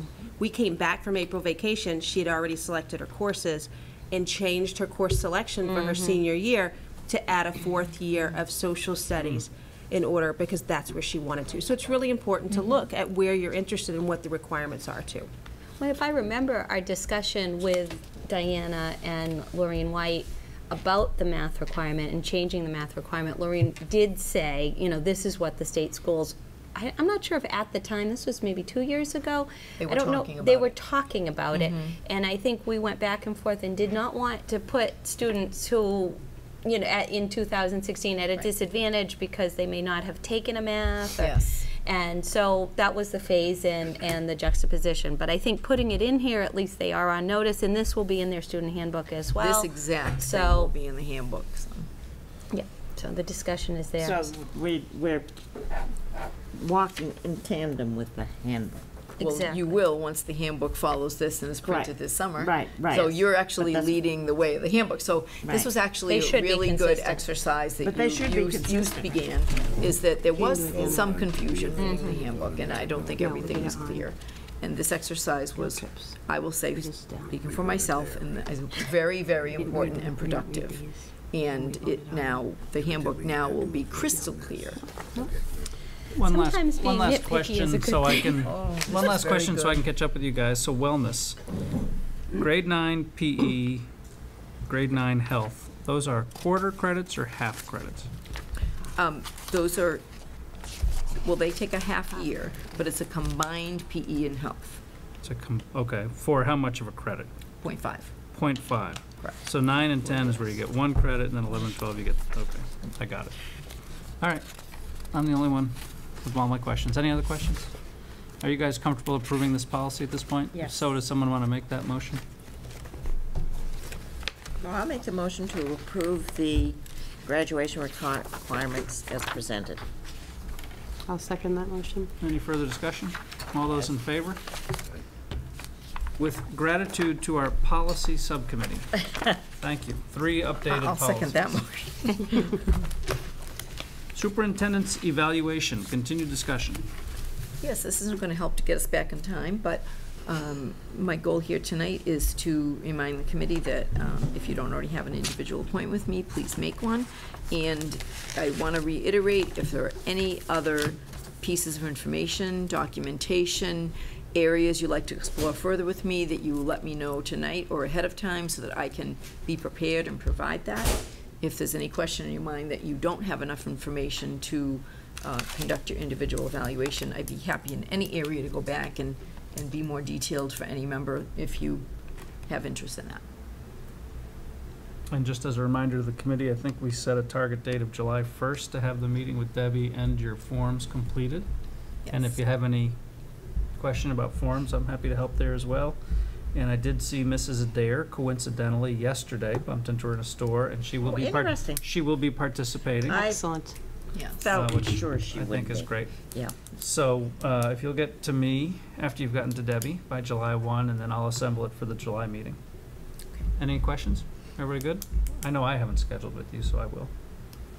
Okay, bid awards. Mr. Yukna stepped out, so we'll wait for him. While we're on the next meeting comment, I was going to save this for other matters, but I think we've now agreed that it's July 20th at 7 p.m. And that's a Monday. That is a Monday. Janet polled everyone, and I think that was a acceptable date. Well, we probably, well, it has worked successfully in the past. Are we going to try to have it another supper meeting so that people who work come in the end of the day and we'll, That's a nice idea. Yeah, okay? yeah. We can talk with Janet about that. Yeah. All right. Or you can talk to me about it since Janice might be out for another few days. Okay. So when, your Not till preference July for- 20th. Well, it's not July 20. But just to get an idea, your preference for the time frame? Well, we built it around the working people. So we said a So- 7 PM start. Or, I don't know, 6:30, I is can go that too? 6:30. And make it kind of a supper meeting? That's good to Is me. what we Putting it in here now. did so I don't forget. before. Right? Is that okay with you, Steve? Sounds terrific. 6:30, you all said? Yeah. Is it at that little chapel place? We will try to book it. She'll let us know. Yes, But she just for will. your calendar purposes, July 20th, it's now 6:30 start. Debbie and I'll work on an agenda. Obviously, we'll do the superintendent's evaluation and perhaps Goal policy. setting Yeah, and perhaps technology. policy. Yep. All right, Mr. Yukna, are you ready for bid awards? Yes. As you know, annually, we do our service bid awards, which basically gives us the ability, when we have, either issues or the need for preventive maintenance, to not have to go through any type of a special, RFP or bid at that point. So these are, because it's a public bid, literally they're accepted for a period of time. For years, we've always done it on a 1 year. As you're going to see, I'm recommending 3-year on a number of these going forward. And I'll give you my basic idea there is that once we get a contractor familiar with our buildings, and now that, we are doing maintenance across the entire town, and they have leveraged our bids in the past, getting somebody that's familiar with the individual buildings and then the next year just, throwing them out and bringing another group is very disruptive. It takes a lot more time on our side, and quite honestly, I think it takes a lot more effort for everybody involved. So we actually went out to bid this year with a dual request: give us a bid for 1 year, give us a bid for 3 years, and figured that way we can make our decision as to how we wanted to handle this. Great. The first one, the electrical service bid came in. There was 2 vendors that came in against it.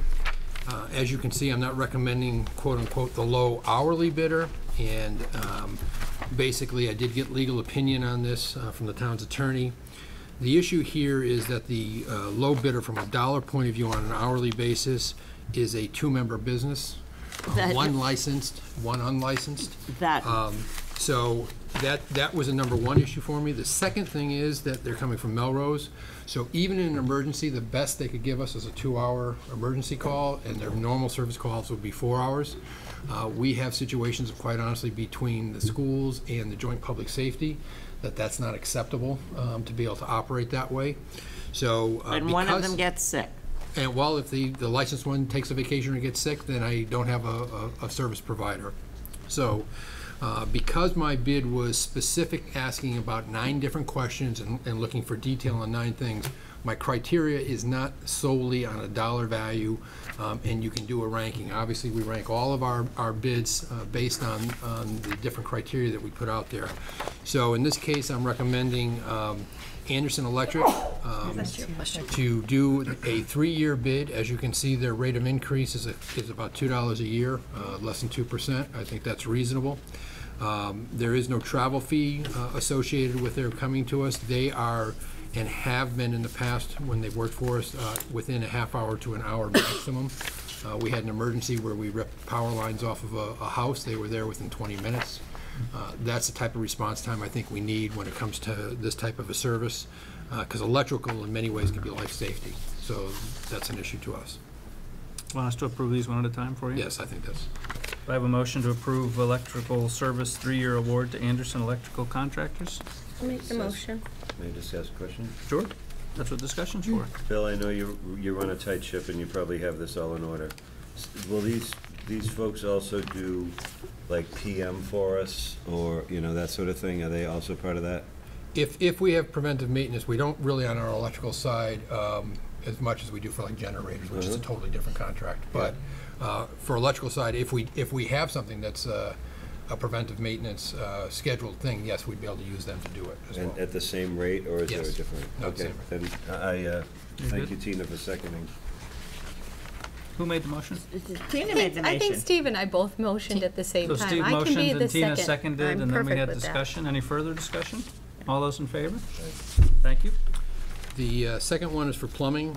We only did get one bid in. Actually, in the past, we've gotten none. And we've always had to go out piece by piece every time we wanted to do something. Thrasher Plumbing came in. Again, a local vendor, very reliable. We have used them quite often. You know, quite honestly, their skill set is high. They are obviously price-wise higher than what you see typically within the prevailing wage, but again, I think their timing is very good. Their quality is excellent, so I would recommend them. Someone want a motion to approve plumbing service for a year to Thrasher Plumbing? I move to make that motion. I'll second. Any discussion? I have discussion. I should know this, Bill, and I can't remember, but at the bottom of each of these, we talk about, or it's noted that we must obtain a minimum of 3 quotes. How does that work? Well, you must, if you go out to a regular bid though, you know, you can, if you're actually publicized bids, which these are, you don't have to get the 3 quotes. If it's something that we actually go out for without an RFP, we have to have the 3 quotes. So I don't have to have 3 on any of these. So without an RFP, you don't have to have the 3 as long as you make it public. Right. And actually, the law That's changed. good It's to now know. 10,000. It's not 5,000. So these forms actually are outdated from that perspective as well. Okay. Any further discussion? All those in favor? 5-0. Thank you. Oil and gas burner services.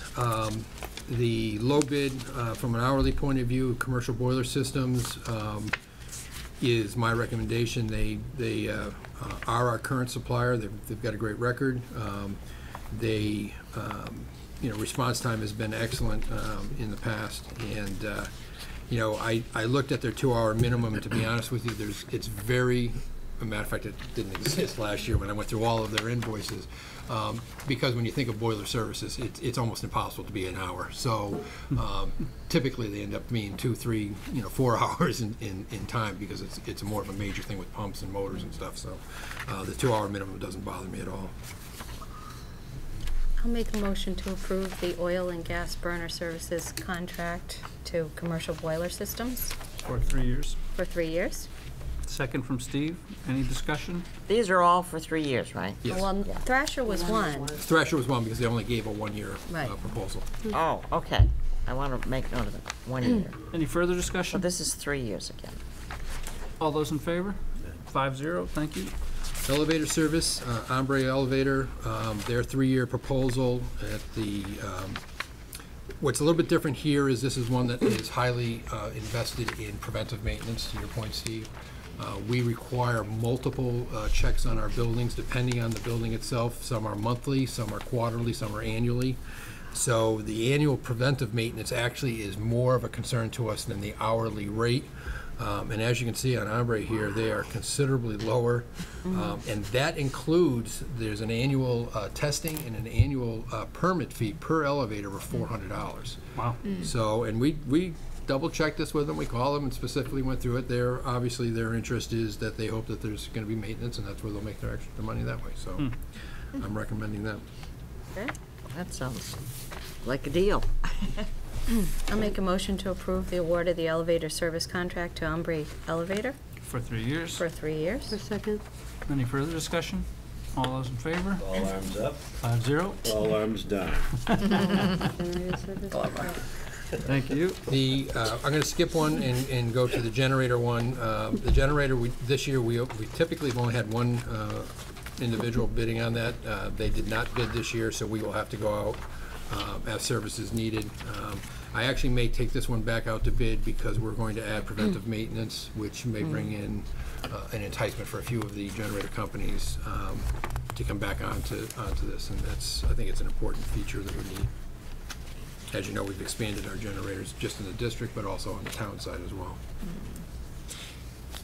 The HVAC service contract, recommending a 3-year, again with commercial boilers, low bid from an hourly basis. There is no preventive maintenance on this. So this one will be hourly? Yeah, well, it's based on the fact that they have the lowest hourly rate. Oh, okay. Motion approved. And this will have the preventive? No, there's no preventive on this side of it. Steve's made a motion to approve. I second it. Any further discussion? I just noticed that it's the same vendors for our oil gas burners. Yeah, that's who they're on the warrant. They're pretty, Do they give you a deal when pretty you, good numbers there's no negotiating on that the if you're warrants. using them for two things? And what, you know, what those numbers and. Okay, any other discussion? All those in favor? 5-0, thank you. One of the things you didn't have in your package originally, I think you got passed out, okay, is the fire alarm, which we opened today. Interestingly, for the first time, we had a kind of a deluge of vendors decided to be involved in this, so we actually had 6 put in proposals. Wow. One, which is on the second page, is a non-responsive bid because they did not put in 2 of the required papers, which is the non-collusion and the tax compliance. So that really doesn't matter to show you their rates because they couldn't successfully take the bid anyway. There was one vendor that really probably didn't understand and should have asked a question, although I will say I took the time and actually quantified their bid as if they knew what they were doing and had done it properly, and they still lost. So I'm comfortable with where we are with this. And basically, you know, in our proposal here, HELP ends up being the lowest bidder overall. I will tell you, though, that the thing that kind of I found interesting, again, with the 6 of them, the spread in difference between them was so minor. It was pretty incredible to me. Again, if I used American Service, was the one who didn't quite fill out the forms properly and tried to advise us afterwards how they had done it, but that's not the way the law works. But, you know, even using, if I had used it the way they told me they wanted me to, you could see that they were $12,600. The low bidder is $12,460. And the third lowest bidder, using it that way, would have been $12,710. So they were extremely close. HELP is currently our supplier, you know, our servicer right now. Again, as you can tell, this is a preventive maintenance one that is the big driver here. And that is because, again, if you look at our top 5 there, top 6 actually, we do those on a quarterly basis. The Boyden Library and Town Hall are done semi-annually, and the Council on Aging is done on an annual basis. So their cost on a per-use basis is extremely important to us. And then you get into having to quantify how many hours we use them to be able to work it out. So that's exactly what we did here. So I'm recommending actually that we go with HELP. The other interesting thing is that American Service, which is the one who didn't quite understand the forms, although they asked a lot of questions in the process, so I kind of don't understand why they didn't ask that one. But the other thing is they didn't submit a 3-year. And thought we should be able to just take what they gave us for the 1 year and use it for 3. So you can see they had a number of issues overall. But HELP and Richard Brothers and a few of the others did exactly what they were supposed to and the way they were supposed to. So I would recommend HELP as the 3-year low bid. I'll make a motion to approve the contract for fire alarm service and maintenance to HELP for 3 years. Second. Second, my only discussion from me is the 3-year, how it changes over 3 years. Bill, that's on the back page. Yep. Is that right? Yeah. So, I'm sorry. Because there's so many numbers there, we couldn't really get it Oh, on. $5 annual increase. Yeah. I got it, okay. Any other discussion? Just a quick question, if I may. Please. So, Bill, obviously, we implicitly trust you, and these guys are great, but I don't care how much it costs to make sure we have our fire alarms work in tip-top shape in our school buildings, even to the point of being put in handcuffs and dragged out of here. Are these guys familiar with our environment? Have we ever used HELP before? HELP has actually is our current one. I don't recall seeing them on our books, so yeah. I apologize. No, they're our current tester. And have been just this last year. Richard Brothers was the one prior to that, so it's kind of bounced back and forth between the 2 of them. Okay. But you know, you can see how close their bids are. It's a very competitive industry. All right, thanks a lot. Appreciate it. Any other discussion? All those in favor of HELP? 5-0, thank you. Next thing, actually, I'm going to do is our school bus. As you know, through the CIP, we had requested that we'd be able to replace 2 of our school buses this year. We went out to bid, and again, nothing is simple. The bids came in today. We received our 3 bids from the 3 usual suspects, and very close in their numbers, but in one case, actually the low bidder is being rejected because it didn't meet our specifications. We do about a 6-page spec down to, tire size, brakes, engine type, transmission, everything. And in this particular case, the apparent low bidder made a decision to put in a bid that basically reduced the cost of the vehicle by not meeting the spec. One of the basics ones to me is I'm going to kind of harp on what Steve would probably say is a safety issue. We require a 16 gauge steel body. That's your outer skin of the bus itself. The smaller the gauge, the thicker it is, okay? So we said we want everybody to bid on a 16 gauge. This particular one decided to come in with a 20 gauge. So considerably thinner outer shell material. There was 4 examples of that within the bid that he made changes on that reduced the scope of his, or the strength of his bus compared to what we were asking for a spec. And so even though his prices were cheaper, and when we called him and questioned him on that, he came back with, oh, I can meet that spec, but it's going to cost X more. Now he's already seen the pricing. So obviously, in my mind, he's disqualified. He should have met the spec to start with. They were all safety ones. They are not minor spec differences. If it was the difference between using a Uniroyal tire and a Goodyear tire, I wouldn't say anything one way or the other. But when it's really the quality of the vehicle that we want to keep for 10 years, to me, that's a big point. And therefore, DATCO, I'm suggesting as the rewarding unit, for 2 vehicles, each at $76,425 with a $6,000 total trade, $3,000 a vehicle. And I will say that I'm going to up it and use the telescoping steering wheels, so it's going to be $300 more per bus. And that just makes it better for us based on the different drivers we have. Some are taller, some are shorter, and that really helps out. Bill, I forget, I'm sorry.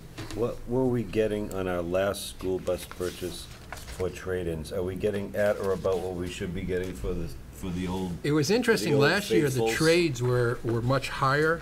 I thought they were like 10 grand we were getting. We got, I think last year in total, we got 6,000 a trade. But what's interesting here is our overall pricing is down. So they're playing either with the price of the vehicle, just like the going to the dealership, they're playing with either the price of the vehicle or what they're going to give you on a trade. Okay. So in both cases here, I think that actually the $3,000 a vehicle has been more what we've seen in the past. I think last year was a little bit of an aberration, but again, he had a higher price per vehicle without that. So, motion to accept as proposed. And we are going with, what's the name, please? DATCO. Yes. I second. Any further discussion? All those in favor? 4-0. Nope. 5-0. My apologies. One more. Athletic trainer. Sorry.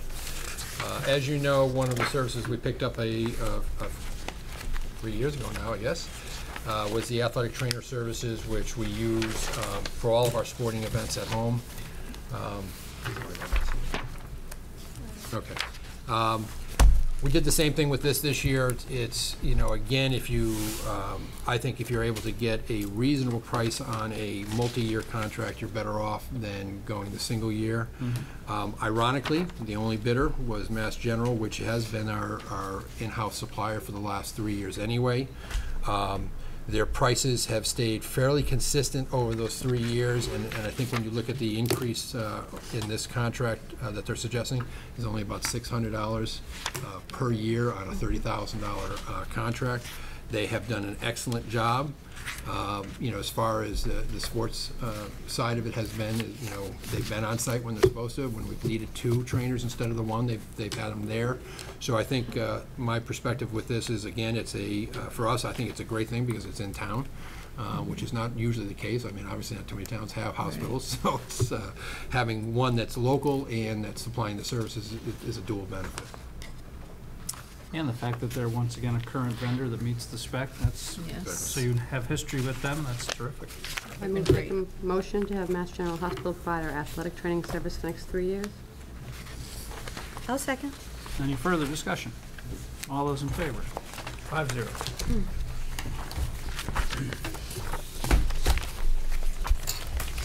FY15 budget update. The budget update is actually a brighter picture, but as you know, we're into our last payroll that will actually come out next week. Some of the biggest issues that we face is not really, the money that we're coming up with is really not on the expense side. Our expense budget's actually coming in very close to what we've been predicting all along here. There may still be a few dollars as we close out some of these accounts. Example, it might be a few dollars on the legal, but not, not much, that type of stuff. But what's happened on the payroll side, and again, we don't get clear view of this until we actually see this last payroll, and so that's why we're kind of comfortable with where we are now, is that things that happen during the year, any type of evaluation process where there are numbers of teachers involved and obviously paid to be involved in, whether it's a testing environment, whether it's meetings with parents and other stakeholders, all those we receive big lumps of the slips at the end of each period. So we received obviously some of those in the December timeframe. We received the next grouping now, and the way the process has been really working this year, I think it's been a kind of a very big success story relative to those different evaluations.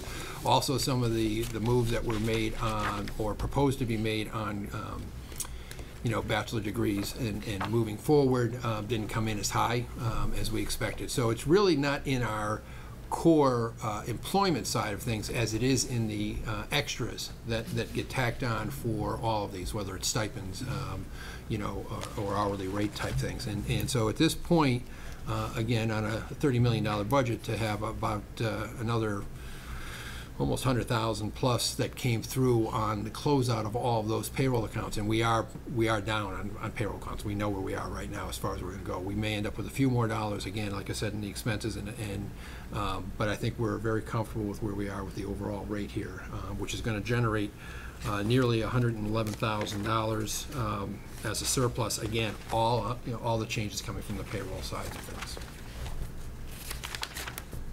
And that's covering all of the extra utility expense from the winter. Yes. Yeah. Yeah.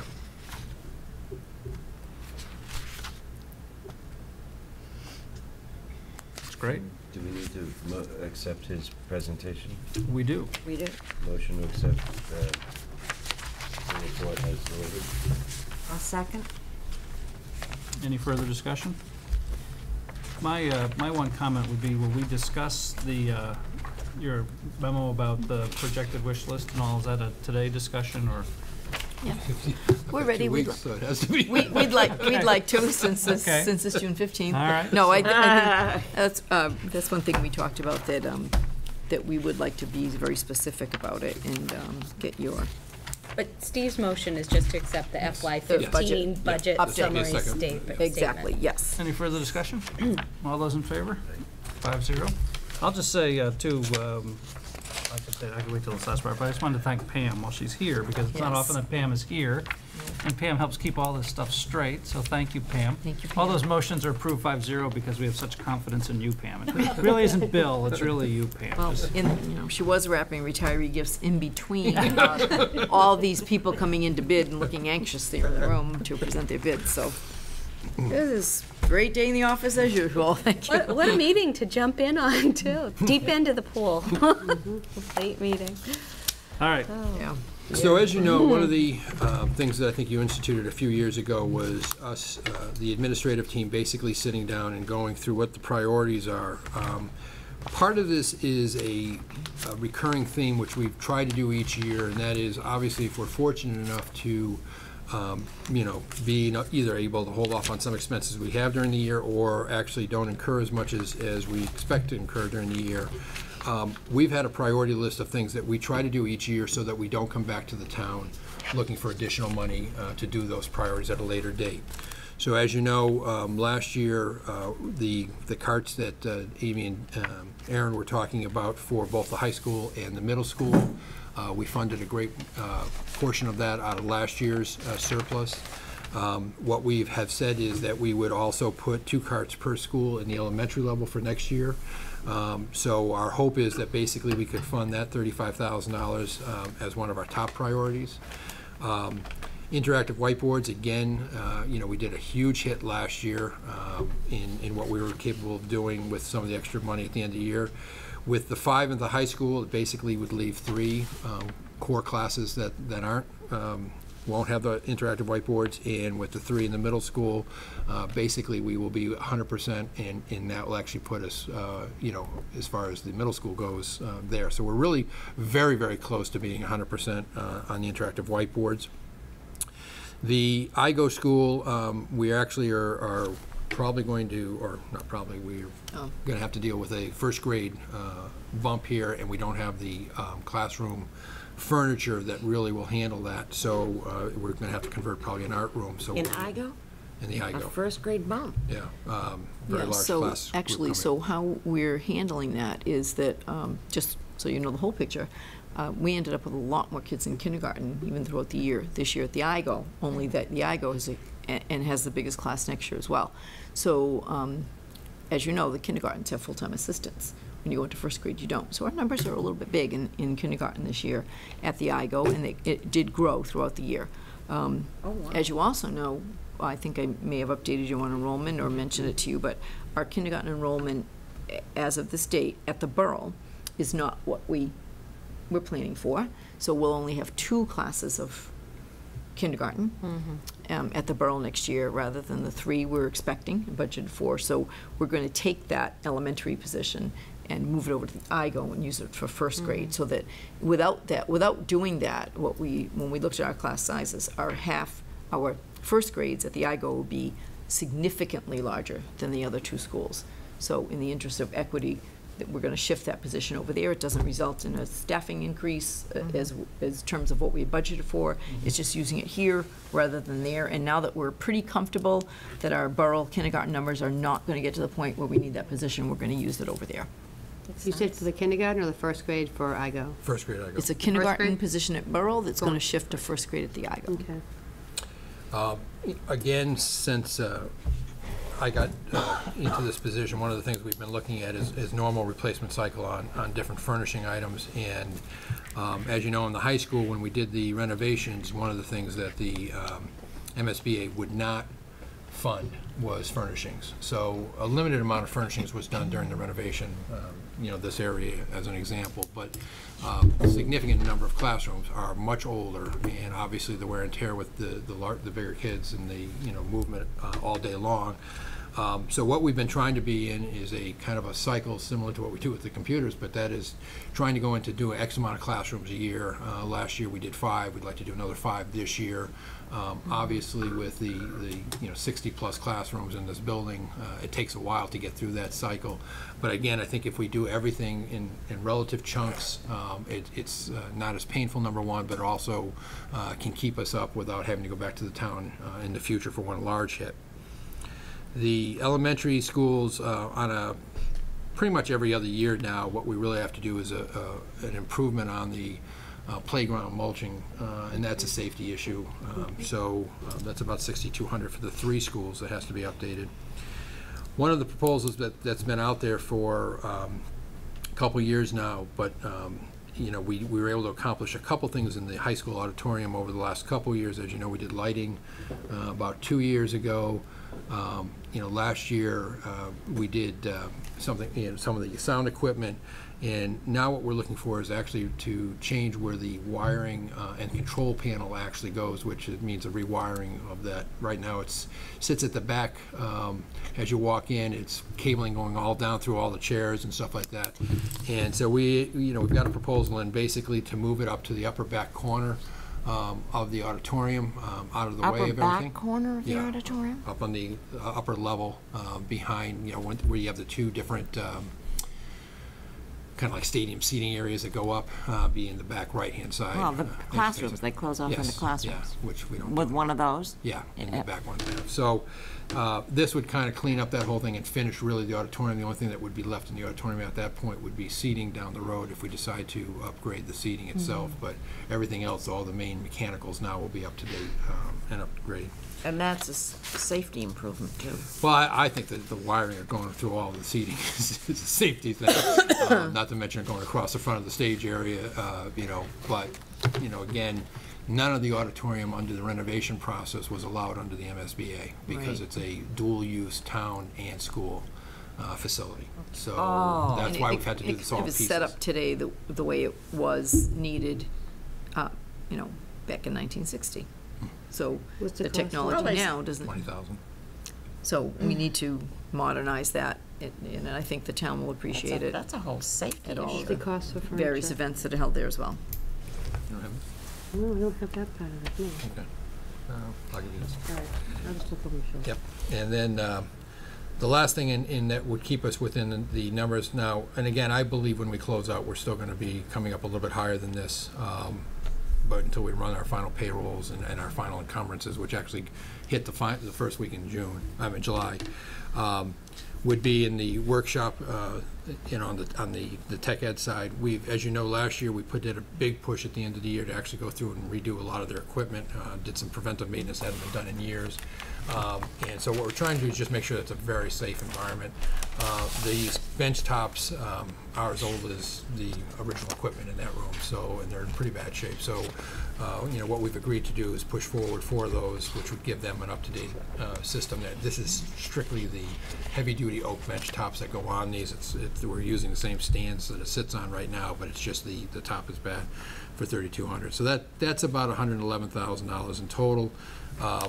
You know, we're showing you a couple other priorities that we feel, but again, depending on how the final closeout goes, and again, we don't spend, you know, everything. We do turn back to the town on an annual basis, but, you know, we try to take care of the priorities first, because again, we give it back now, and then we're just gonna turn around and ask for it. That doesn't make any sense either. So they want us to be prudent in what we're spending our money on, and not coming back all the time, which we haven't. We haven't come back I at all. think it also helps us to not go to other people. So for example, I know in the, I don't want to say good old days, but in the old days, sometimes we would go to PTOs to say, could you replace the mulch on the playground? Because often the playgrounds are built by a parent group, and I think, you know, our philosophy is that we, as a public school system, need to maintain those facilities, that if we have generous enough people that fund it and build it in the beginning, it doesn't mean they're always responsible for it. So, you know, things that you see, the $6,000 for the playground mulch for the 3 schools is really something that we take on as our responsibility, and don't go up back to other people and say, could you, just because you can doesn't mean you should. So that's why we have those kinds of things on our end of the year request. Any discussion? Bill, my only question is probably the same one that comes up every year, and I rely on your judgment, both as the school business administrator and person who works so closely with the town, and also as a resident. But, you know, there's some value to us returning money to the town, especially when the town's in need fiscally. I get the impression from your comments that we're not in that position, that your advice would be we spend it now versus give it back to the town, and maybe have to go back and ask the town for money down the road. Well, I guess I think I'd like to put it a little differently. I'd like to say that basically the town expects us to maintain our facilities and our equipment and our furnishings within our budget. Mm-hmm. So they've put the onus on us to do this. So really what and again, Deb disagrees, but my opinion really here is, if we're able to save money during the year in doing our process, and we know things that are you know, on the aging side of problems that are going to need to be replaced, or something that we're going to need to have to go back to the town and ask for more money, they're expecting us to use our savings to do those things and to not come back to them. And again, I think we've been very successful at doing that, and I think that's why we have probably as good a relationship as we do with the town side, because it's not a matter of we just spend the money. If you look at this list, we're spending the money on things that basically either I'd be asking for more under a technology side, or I'd be going back and asking for furnishings. And again, That's right. if I were to do the high school furnishings in a one fell swoop thing, I'd be going in asking for $100,000. By doing it this way, we're basically using our savings to do chunks of it each year and be consistent about it and not come back to the town for additional funding. Right. And if we can satisfy some of our technology needs, which, as you know, are always going to be growing, then we're not going to come back at next year's capital and ask for more, because we've taken care of that within our budget. So that's what we've agreed we would try to do. I think that's really well said.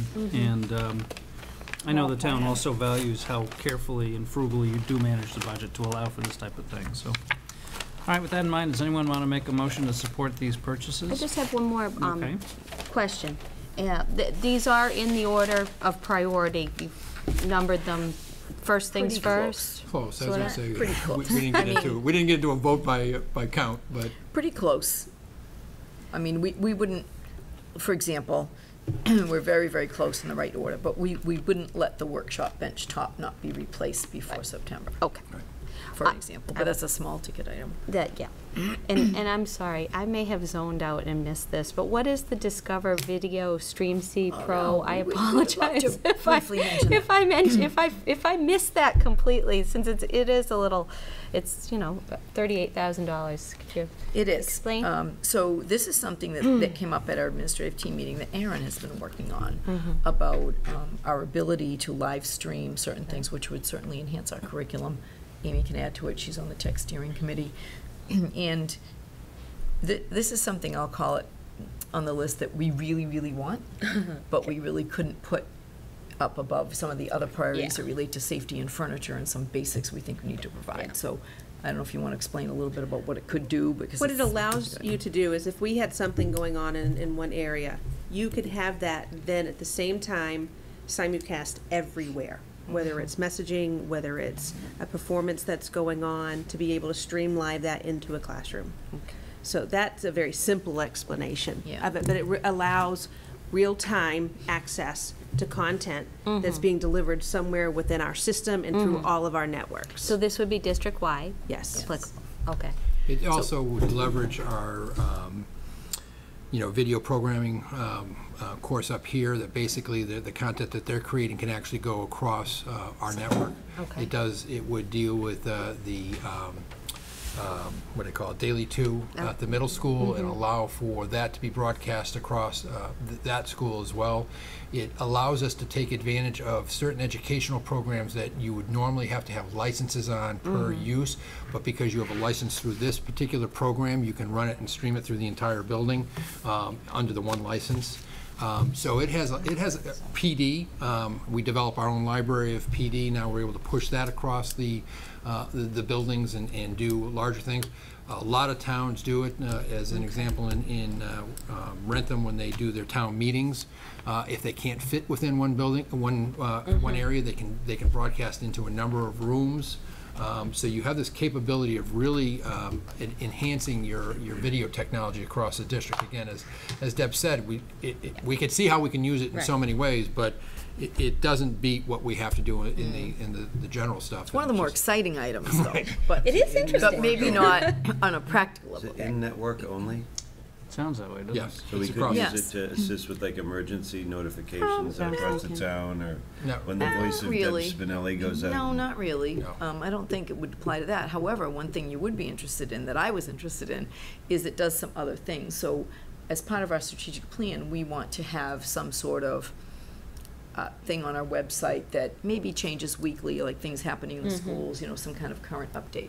This would help us toward that goal. So that's one personal example of how that could help us, but it's not the main reason, which is live video streaming and video sharing that would allow so much more, so many more curriculum enhancements that we're looking for, and technology enhancements. So it's definitely attractive and something that we would really like. So we'll see. Okay. We'll see. Thank you for the explanation. That was a good question. Depends. We glossed over that, didn't we? Good I was question. getting a little sleepy. I thought perhaps I missed it. I thought you wanted to ask about the custodial buffers and steamers that we also. No, but I understand. Item I've got number 9. No, and I appreciate that you put out the exciting to have, fun to have stuff after the safety and the nuts and bolts and the things that you know, we take for granted, but are really important to the facility upkeep and the safety of our kids and our staff. I have another discussion item before we motion. Bill, do we need any money for the security camera project, or is that proceeding within budget and on time? I think based on the additional funding we got through the CIP process, we're basically, I think we've confirmed the telephone one, which came in on budget, so that will move forward. We're now confirming the final pieces of the swipe and camera side of it, and ironically, I mean, not ironically, but obviously you can put in as many cameras as you want with as much money as you have. So we think our initial layout that we've worked out with each of the school levels is the right level to start with. I'm not going to say that I won't come back next year and say that, you know, we'd like to put another $20,000 worth of cameras or $10,000 worth of cameras. But based on what we now know, you know, what we've seen as our blind spots or what we've seen as our activity areas, I think you don't want to just jump out and put, you know, so many in that it just, I agree. it drowns it. So. Any money needed to accelerate that schedule? No. Or? No, it should all happen this summer and on schedule. So. Okay. The other thing that I've had discussions about is, and Debbie, you just mentioned part of it, was the website improvement, both our school website and also the athletic website. So I might just throw those out as points that have been discussed that if we really hit the lottery here in the last X number of days left, we might look at quickly, but I won't get into that now. Well, I think that for us, I'm not going to speak to the athletic website, but the main website, the issue for us is really capacity, maintenance, and responsibility. It really isn't money. Right. You know, who is going to select what goes up as the, let's say it's the what's new box, like what's going on in the Foxborough Public Schools box. Who is going to be responsible for collecting items, for vetting items, for filtering through the items, for selecting the items, for getting it up there? Is it a video? Is it just is it a photo? Is it an article? You know, that it's really about human resource capacity across 5 schools. And it's not really about money. Okay. Yeah, and different than what's in the you know, the private sector. I mean, we would have you know, a media expert if we were on the private side that just did that all day long. Right. I mean, they checked our tweets, they did this, that, and the other. We don't have that structure within the schools. So as Deb said, it's like, okay, well, what we have is a secretary or you know, a principal or somebody trying to, you know, do what they can when they can. However, I will say the one thing that we've all talked about, and that is the how are we going to move forward with the website? Is the, you know, are we looking for a new supplier which gives us better options that are easier to manage and maintain? And the answer is yes, because Aaron has been out there trying to find a better solution to the, you know, the mousetrap that we have today on that. Okay, very good. Any other discussion? Would anybody like to make a motion to support these purchases if the funding is available? I would like to make the motion to support these items if or when funding becomes available. I second that motion. And no further discussion? All those in favor? 5-4-0 until Marilyn says she's in. Oh, I'm in. Now she's in. Now it's 5-0. Other matters. The hour's late. May I congratulate all of our terrific class of 2015 graduates. They had a wonderful senior week, wonderful graduation, and I especially want to congratulate all of our underclassmen who received underclassmen awards at last week's awards night. Something like 172 or 76. Yes, that's always, Mr. Charpentier made the comment, regardless of all the graduation stuff that was on, that's one of his favorite nights, and I agree. I do too. And we enjoy ourselves. So that's really quite something, and I think that it really inspires a lot of kids to continue on those undergraduate awards. So congratulations to all those kids too. Anybody else? Any other matters? There's so much going on. I can't think of a thing. At this hour. Actually, I'm excited about thinking, you know, it's really incredible the right that we have to sit and privilege to monitor our own town. And 800 years ago, in the field of Runnymede, in 1215, the Magna Carta was signed.